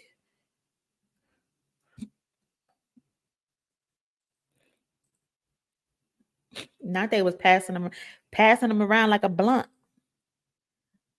Omarion was that lighter, that whole family shit. That's crazy. That is crazy. The charts and a hit song called Coconut Juice. Even though he started off as the most successful artist on the label, he quickly got overshadowed by the success of Nicki and Drake, but we'll touch on that a bit later. After signing to Young Money, it took Tyga 3 years to drop his first album on the label. In 2012, it finally came out, and it actually performed pretty well, selling 68,000 copies in its first week and spawning the hits Rack City and Faded with Lil Wayne. A year later in 2013, he dropped his second album with Young Money. That album didn't perform as well, and it was pretty quiet for Tyga until the end of 2014 when he left a comment on Instagram saying, "The Gold album is done. My label's holding me hostage, so I can't release nothing. Might just leak it for my fans instead of letting the label make money off it." When a fan asked if he was still on Young Money, he replied, "Not for long." The president of Young Money, Mac Main, responded to him by saying, "Don't forget..." Why do you say Mac Main's name like that? Forget about putting limes in the coconuts. What you rep didn't make you or build you. He's basically implying... Is that the lime in the coconut and twisted all that? Is that song, Put the Lime in the Coconut and Twisted All That? That before signing to Young Money, Tyga was making corny hits, and it was thanks to working with Wayne that he was able to cement himself as a legitimate artist. Now, at the time, it seemed kind of odd that Tyga wanted to leave Young Money. He had a decent success. He was one of the only artists along with Drake and Nicki who actually got to release an album while they were on the label, and he actually had hits. But his music got worse and his popularity started to dry up. He also started dating Kylie Jenner at the time, and he became more known for being with her than for his music. Facts. That's all you saw all over the internet was his relationship with Kylie, who he shouldn't have been with, and then the issues with Black China. It was for all these reasons that Young Money wasn't releasing his album, but it was eventually revealed that he also was not getting paid what he was owed. Tyga revealed that he was owed $12 million from Young Money, and he actually paid them $1 million of his own money to end his contract with the label. After leaving the label, he broke up with Kylie Jenner and he fell off pretty hard. He put out the Gold album, which was the album that Young Money refused to release, and it only ended up selling 3,000 copies. But fast forward to 2018, and he ended up making the greatest comeback of all time with his hit single Taste. And to this day, him and Wayne still make music together, and Tyga actually dedicated an entire music video to Wayne. Now, Tyga's departure from Young Money was bittersweet, but his career didn't go as bad as some of the other artists on the label. Around the time that Tyga signed to the label in 2008, Wayne was also introduced to Drake, Nicki Minaj, and most of the other members of the label. Aside from the shady business deals, it was Drake and Nicki Minaj's popularity that also played a massive role in the downfall of Young Money. I'll explain that later on in this video, but at the time of being signed, all the Young Money members besides Tyga were on the same. The best thing that Drake ever did was get a beard. That was the best thing he could have did. Because oh my God. Playing field. They had no hit. He looked like a naked mole rat. It's very little buzz, no big albums out, and they were just lucky to be standing next to the best rapper alive. So Wayne signs about 10 artists to Young Money in 2008. In 2009, the group dropped the hit songs Bedrock and Every Girl, along with their group album titled We Are Young Money. Bedrock was the song that really put Nicki Minaj on the map, starting her monstrous feature run, no pun intended, where she ended up getting on the hit songs My Chick Bad by Ludacris, Bottoms Up by Trey Songz, Monster by Kanye, and many more. Drake also went on a crazy feature run after signing to Young Money, which led him to drop his classic mixtape So Far Gone. While this was the beginning of prosperous years for artists like Drake and Nicki, it was the beginning of the end for nearly every artist on the label. I mean, if you were following Young Money back in the day, you probably remember Gutta Gutta, T Streets, Corey Guns, J Mills, Chanel, and the two little kids, Twist and Lil Chucky, who must have been signed when Wayne was sipping. Did Chanel even make? I know Chanel is the sister of D Woods, who was in Danity Kane, but I don't think I've ever heard any music from Chanel. Like, was she a singer or a rapper? Like, what did she do? I just knew she was there, and she used to have those nose rings.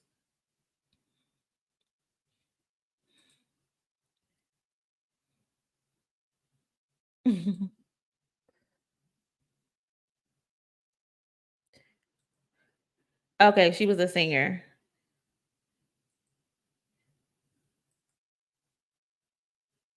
Did she? I thought that was Lloyd. Who sang Bedrock?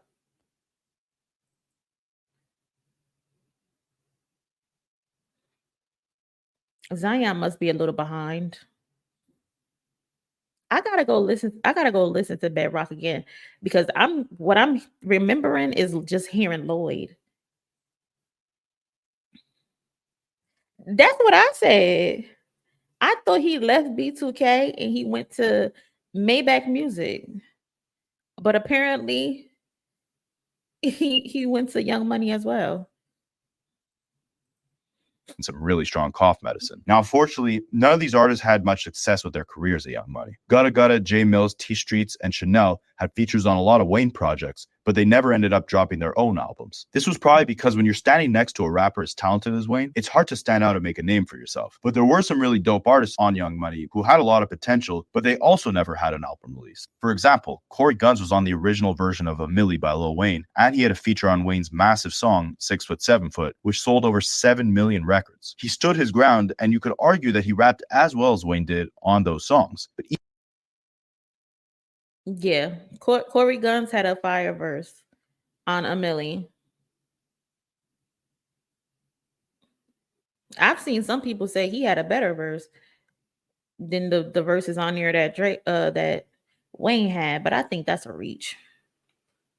Even with his talent, Corey was never able to put out his own album. In 2020, when Corey Guns' dad was asked about his son signing to Young Money, he said, "It's bittersweet because I know how the industry could spit you up. One minute you'll be hot, then not be hot, and I never want my kids to go through that. I'd rather them have a steady income. Like, for instance, where is Corey now? He's got 1 million songs, he's working, he's still on Young Money, believe it or not. But Corey got 1 million songs. The only song I've ever heard from Corey Guns was A Milli, I think.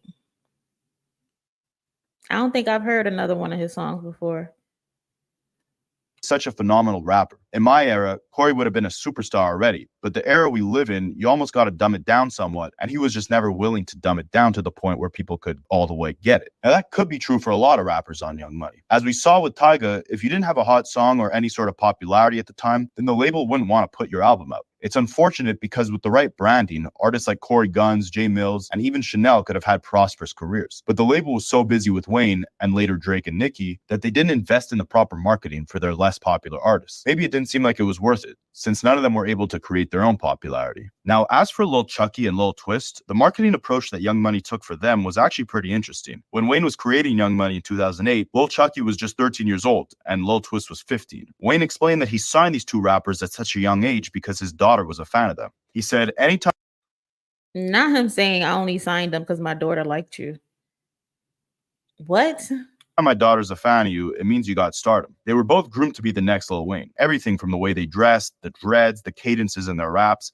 Wayne said himself that he was going to paint Lil Chucky as the new Lil Wayne. On paper, that sounds like a great idea, right? Let two young kids be mentored by the greatest rapper alive and try to turn them into the next version of that. But unlike Corey Guns, who the hell is Lil Za?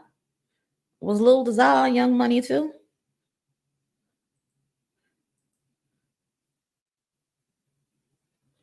Child.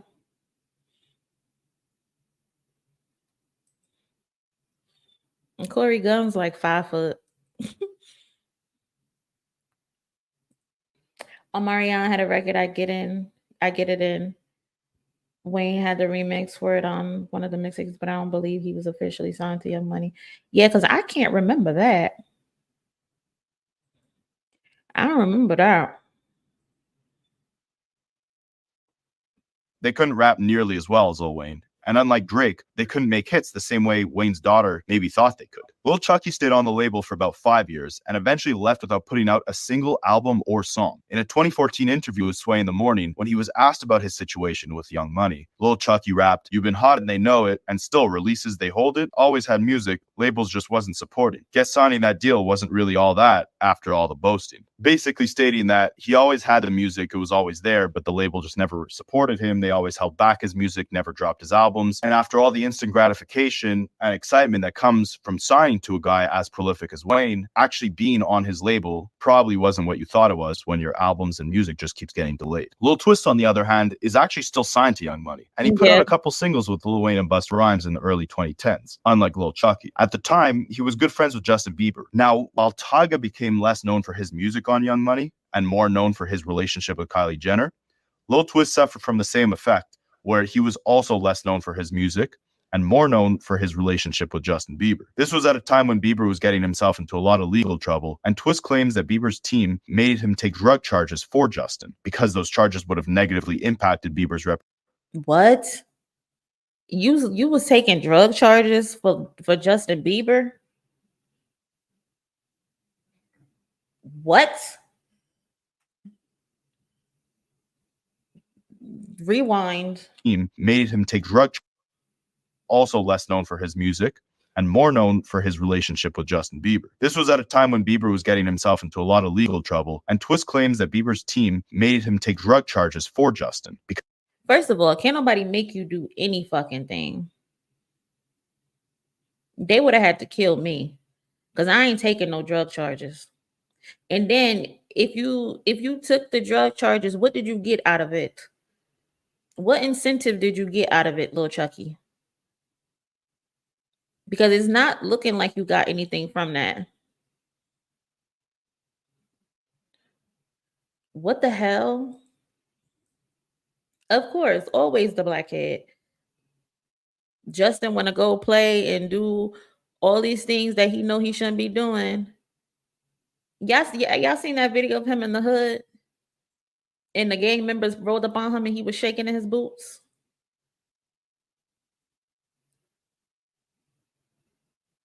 Insane. Where's his mother?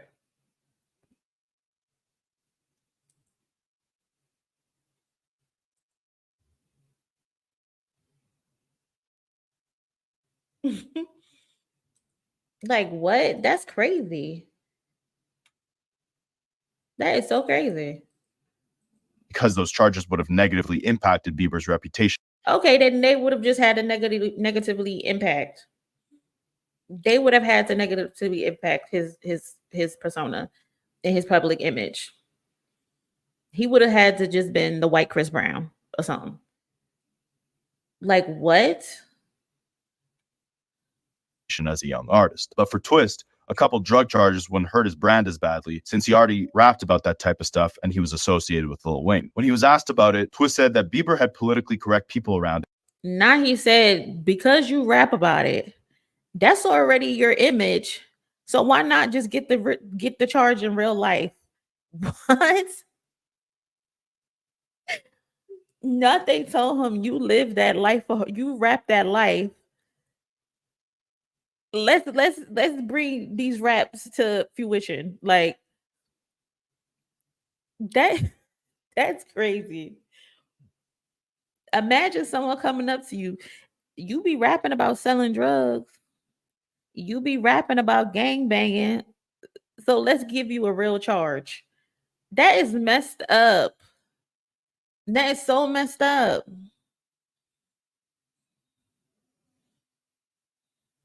That is so messed up. Oh, I fuck with Omarion. He's fucking hilarious. I went to the Millennial Tour twice. But he's hilarious. He's real corny these days. But I mess with Omarion. I got a few Omarion songs on my playlist. Okay.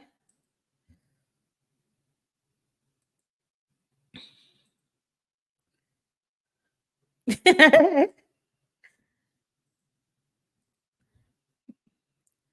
they can did him control wrong. his life, and I wasn't that guy. I just let him know you're not a puppet, and he looked up to me and Wayne so much, and that's what they hated. I had control of their cash cow. With TMZ constantly reporting that Twist was getting Bieber into trouble, the two eventually stopped hanging out as much, and Twist was just painted as the bad guy. No one really cared about his music beyond his association and controversy. So is this why Justin Bieber later linked up with Jaden Smith? Because wasn't they like a tandem? That's crazy.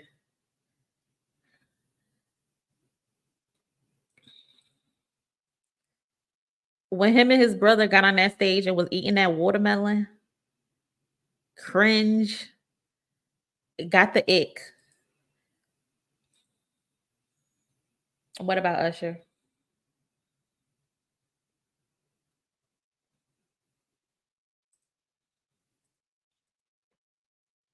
With Lil Wayne and Justin Bieber. As for Drake, it was the absolute complete opposite. Aside from creating music that changed the course of hip-hop, blending R&B and rap in a way that's never been done before, Drake had an extremely clean reputation and people cared more about his music than his affiliation with Wayne or other big artists. According to Lil Twist, Drake met Lil Wayne at the A Milli video shoot, and he brought him a portfolio full of headshots from Degrassi, which was the TV show that Drake was on before he became a rapper. Twist said that from the beginning, Drake was professional and well put together. Wayne flipped through the portfolio that Drake brought him and immediately told his management team to sign Drake. Now, while it's definitely true that Drake has always been professional, the story of how Wayne signed him is different depending on who you ask. Jazz Prince Jr., the guy who initially found Drake on MySpace, claims that when he first showed Wayne Drake's music, Weezy said, "Jazz, don't ever play this for me again. He sucks." Jazz claims Now he sucks. I never wanted to look at another watermelon a day in my life. Omarion and his brother, Orion, Janae Eichel's baby father. They was on the stage eating watermelon.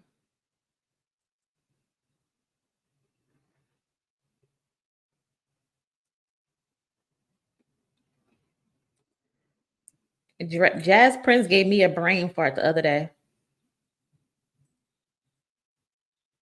that later on he was in the car with Wayne and played him Drake's A Milli remix. Then he played him Drake's song Brand New. When Wayne heard that Drake can rap and sing, that was the moment he wanted to sign him. Wayne found Nicki in a similar way, as he heard her rapping on the Come Up DVD and immediately knew he wanted to sign her. Both Drake and Nicki blew up almost instantly. They dropped mixtapes in 2009, then they both went on insane feature runs where they were out rapping hip-hop vets like Kanye, Wayne, Bun B, Rick Ross, and more.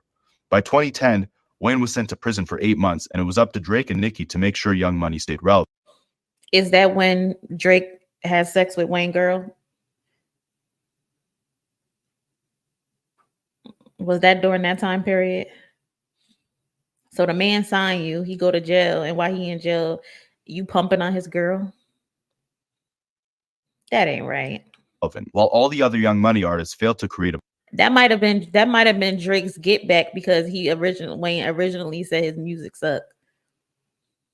So he said, "You told Jazz Prince my music sucks. So I'm a hump your girl."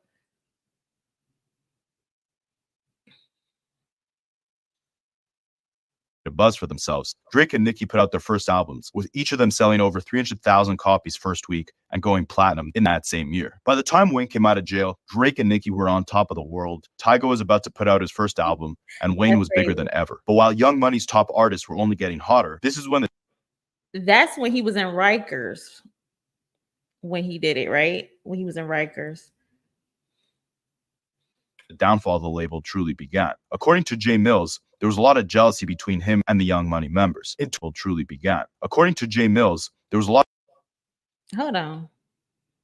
artists were only getting hotter. This is when the downfall of the label truly began. According to Jay Mills, Ain't that Gucci Man wife?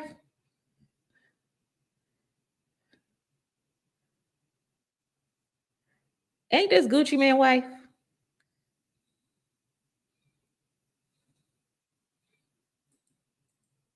Yeah, it seems like he's been trying to get his lick back on everybody that has did something to him. I think this is Gucci Man wife. Keisha Kayor or something like that.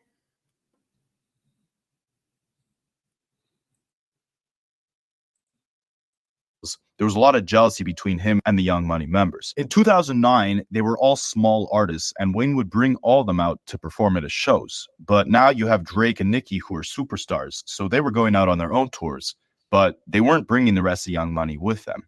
J Mill said that when Drake did his 2012 tour, he was extremely disappointed because Drake brought out A$AP Rocky, Kendrick, 2 Chainz, basically all the biggest artists at the time, but he didn't think of bringing. When Drake did his 2012 tour, he was extremely disappointed because Drake brought out A$AP Rocky, Kendrick, 2 Chainz, basically all the biggest artists at the time, but he didn't think of bringing out J Mills or any other Young Money artist. Because J Mill and those other people weren't buzzing. So this is just nothing but further proof is that Drake didn't put anybody on. Those people already had a buzz and those people already had a following. It might not have been as big as Drake's at the time, but those people had names for themselves. So that's why he didn't take fucking J Mills on tour. That's why he didn't take Chanel or Chantel, whatever her name is, or Little Twist, because they were not big artists.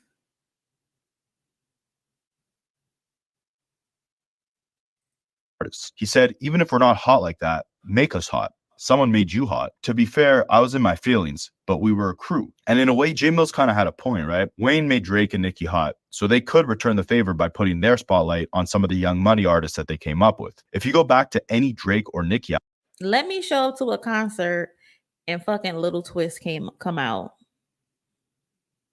I'm calling HR. album, you won't see a single Young Money feature besides Tyga on a remix to The Motto by Drake. It was obvious that Drake and Nicki were on another level, and the label's focus was on making them bigger and completely ignoring the careers of the rest of the Young Money artists. By 2014, the animosity amongst Young Money members became even worse. Drake, Nicki, and Tyga were the only artists to release any albums on Young Money. And while Tyga was fighting to leave the label, he did an interview with Vibe magazine where he said, "I don't really get along with Drake. I don't really get along with Nicki. I don't like Drake as a person. He's just fake to me. I think his music." Now he called the man fake. And I'm pretty sure it has something to do with Kylie Jenner. It's always a woman. It has something to do with Kylie Jenner. I bet.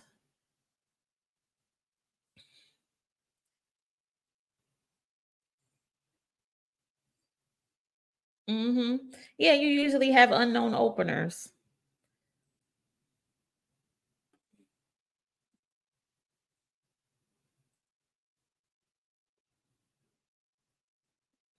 Oh, I could tell from his persona to everything. Immediately. I would like to report a crime.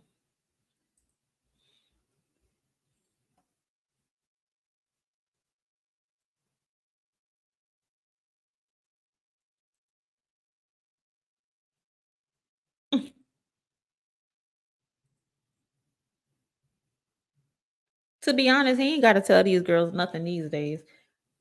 Unfortunately, they going because they be thirsty.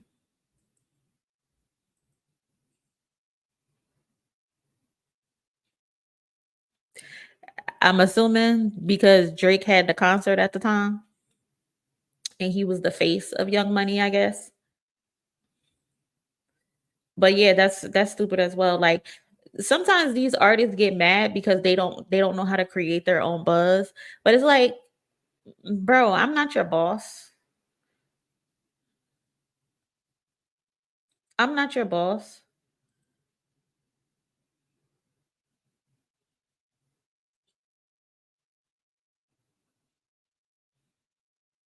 Girl, they'll take both of them if they could, probably. Some women don't care.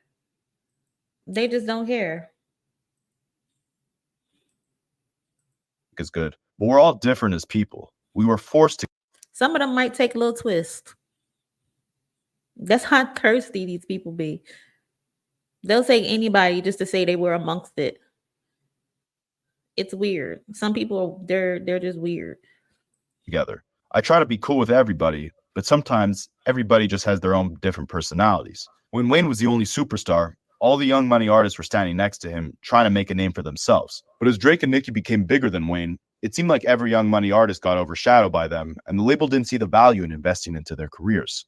It's almost like a TV show. You have the main characters, and as the show develops, you'll get some background characters who are lucky to have a couple lines throughout the entire series. If those background characters have personalities that stand out, you'll see more of them as the show progresses. So now you have 3 main actors and 7 people in the background who aren't seeing any marketing efforts from their label. They're being overshadowed by superstars and getting no help from anyone around them. But to make it worse, not only were they not getting marketed properly, but they also weren't getting paid properly. By the end of 2014, almost 10 years after Wayne started the Young Money label, he sued Birdman for $51 million, claiming that he was never properly paid for profits from Drake, Nicki, Tyga, and even his own music. Remember how the Birdman just stealing everybody money.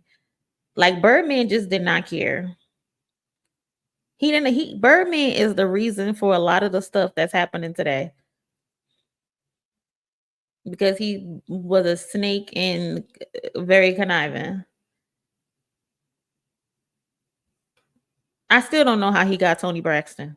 The label wasn't letting Tyga release his Gold album, well, now they weren't letting Wayne, who was once the biggest artist on the label, release his highly anticipated album, The Carter 5. Now, if the boss of the label isn't getting paid and they won't release his own album, what makes you think they're going to spend money to put out a J Mills project or pay Gutta Gutta anything? The future of Young Money lied in the hands of Birdman as Wayne fought to end his partnership with Cash Money and began dissing him at his shows. At the time, Birdman was busy turning Young Thug into a superstar, and there were even rumors that Thug and Birdman had someone shoot up Wayne's tour bus after Wayne dissed them. The same way And that's crazy to me. That's crazy to me. I remember that, where Wayne's tour bus was shot up and they were saying Thug and Birdman had something to do with it. Like you that messy that you would try to get Lil Wayne off the Birdman, your supposed son.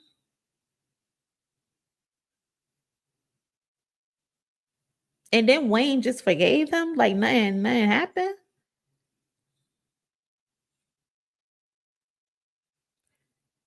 That's wild. They and that bitch going broke for broke. Trying to see who broke her.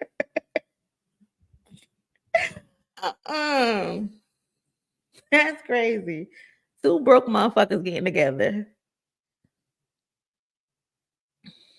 Brokey, Mr. and Mrs. Broken Brokehead. Like what?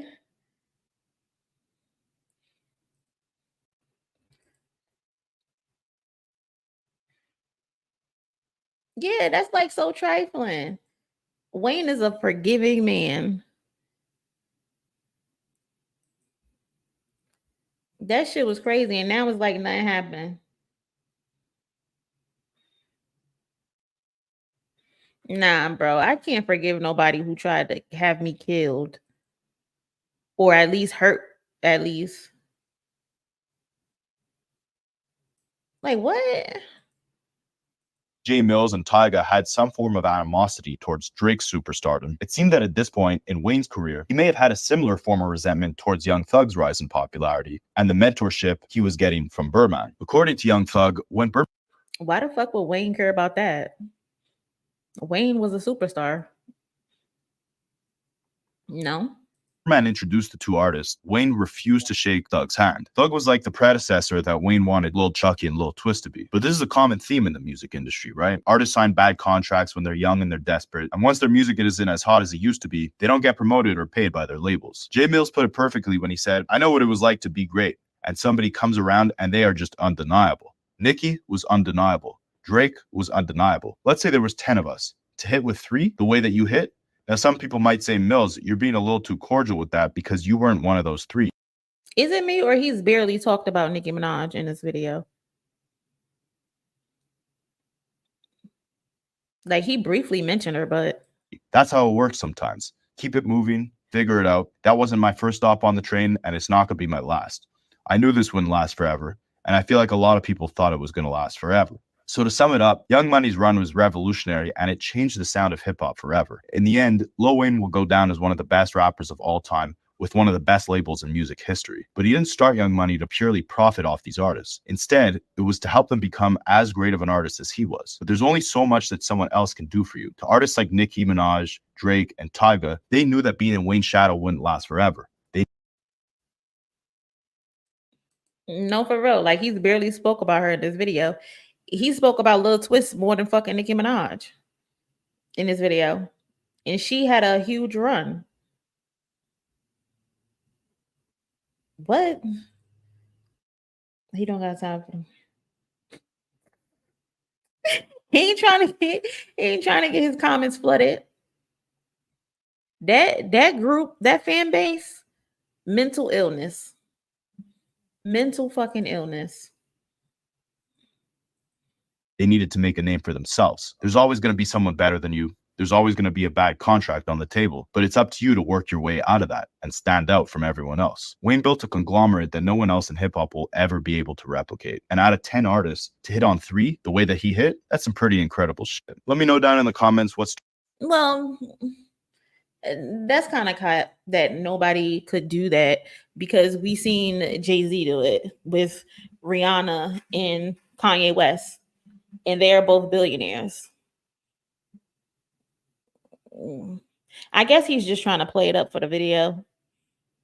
But so basically it sounds like the downfall was basically because Wayne was too much focused on his own personal solo career. And he didn't really need to monitor and hold the hand of Drake and Nicki Minaj because they already had like a little bit of a following and they knew how to push them themselves. And Tyga too, a little. But the other flunkies, they just couldn't make a name for themselves.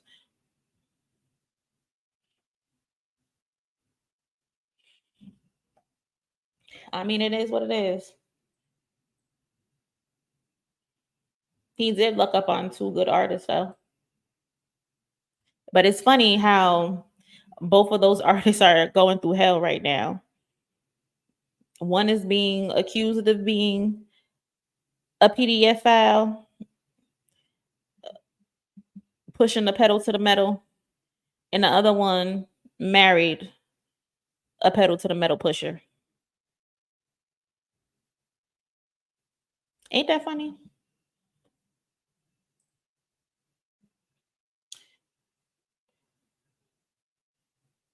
Who need to say smoke signals? These rappers be in that Ponzi scheme. Right.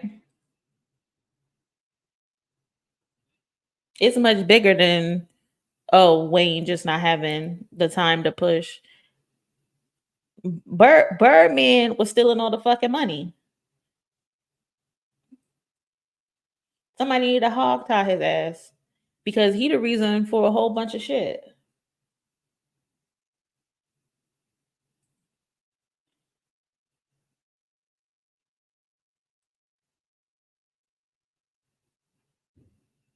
Kanye had Tiana Taylor as well, but he dropped the ball with her.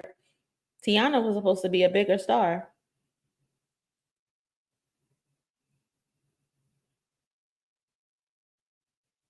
Yeah, they were all doing a whole bunch of shady bullshit business because, like they said in the video, they were giving them 85%.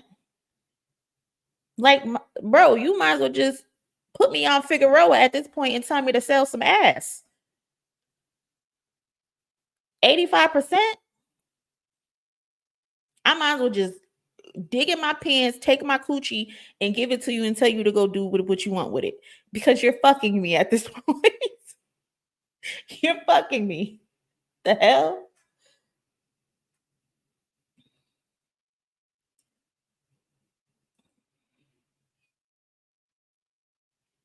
Yeah, not everybody could luck up. Not everybody could do it well like Jay-Z did. I mean, he had some things that didn't work out, but the ones that didn't work out, they still had decent careers. Like Tierra Murray.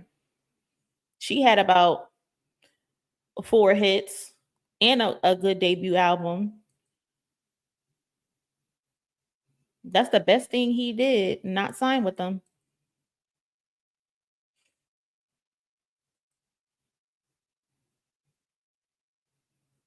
Yeah.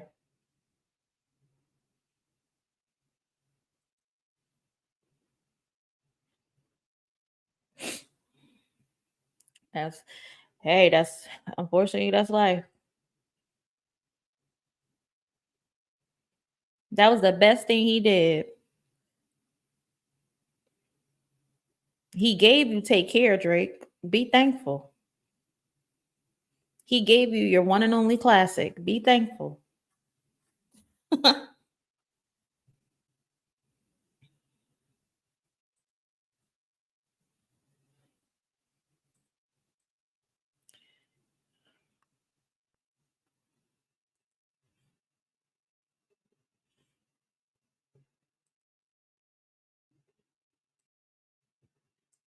But I'm about to head out, guys. I appreciate y'all coming in, stopping with me, and chilling with me.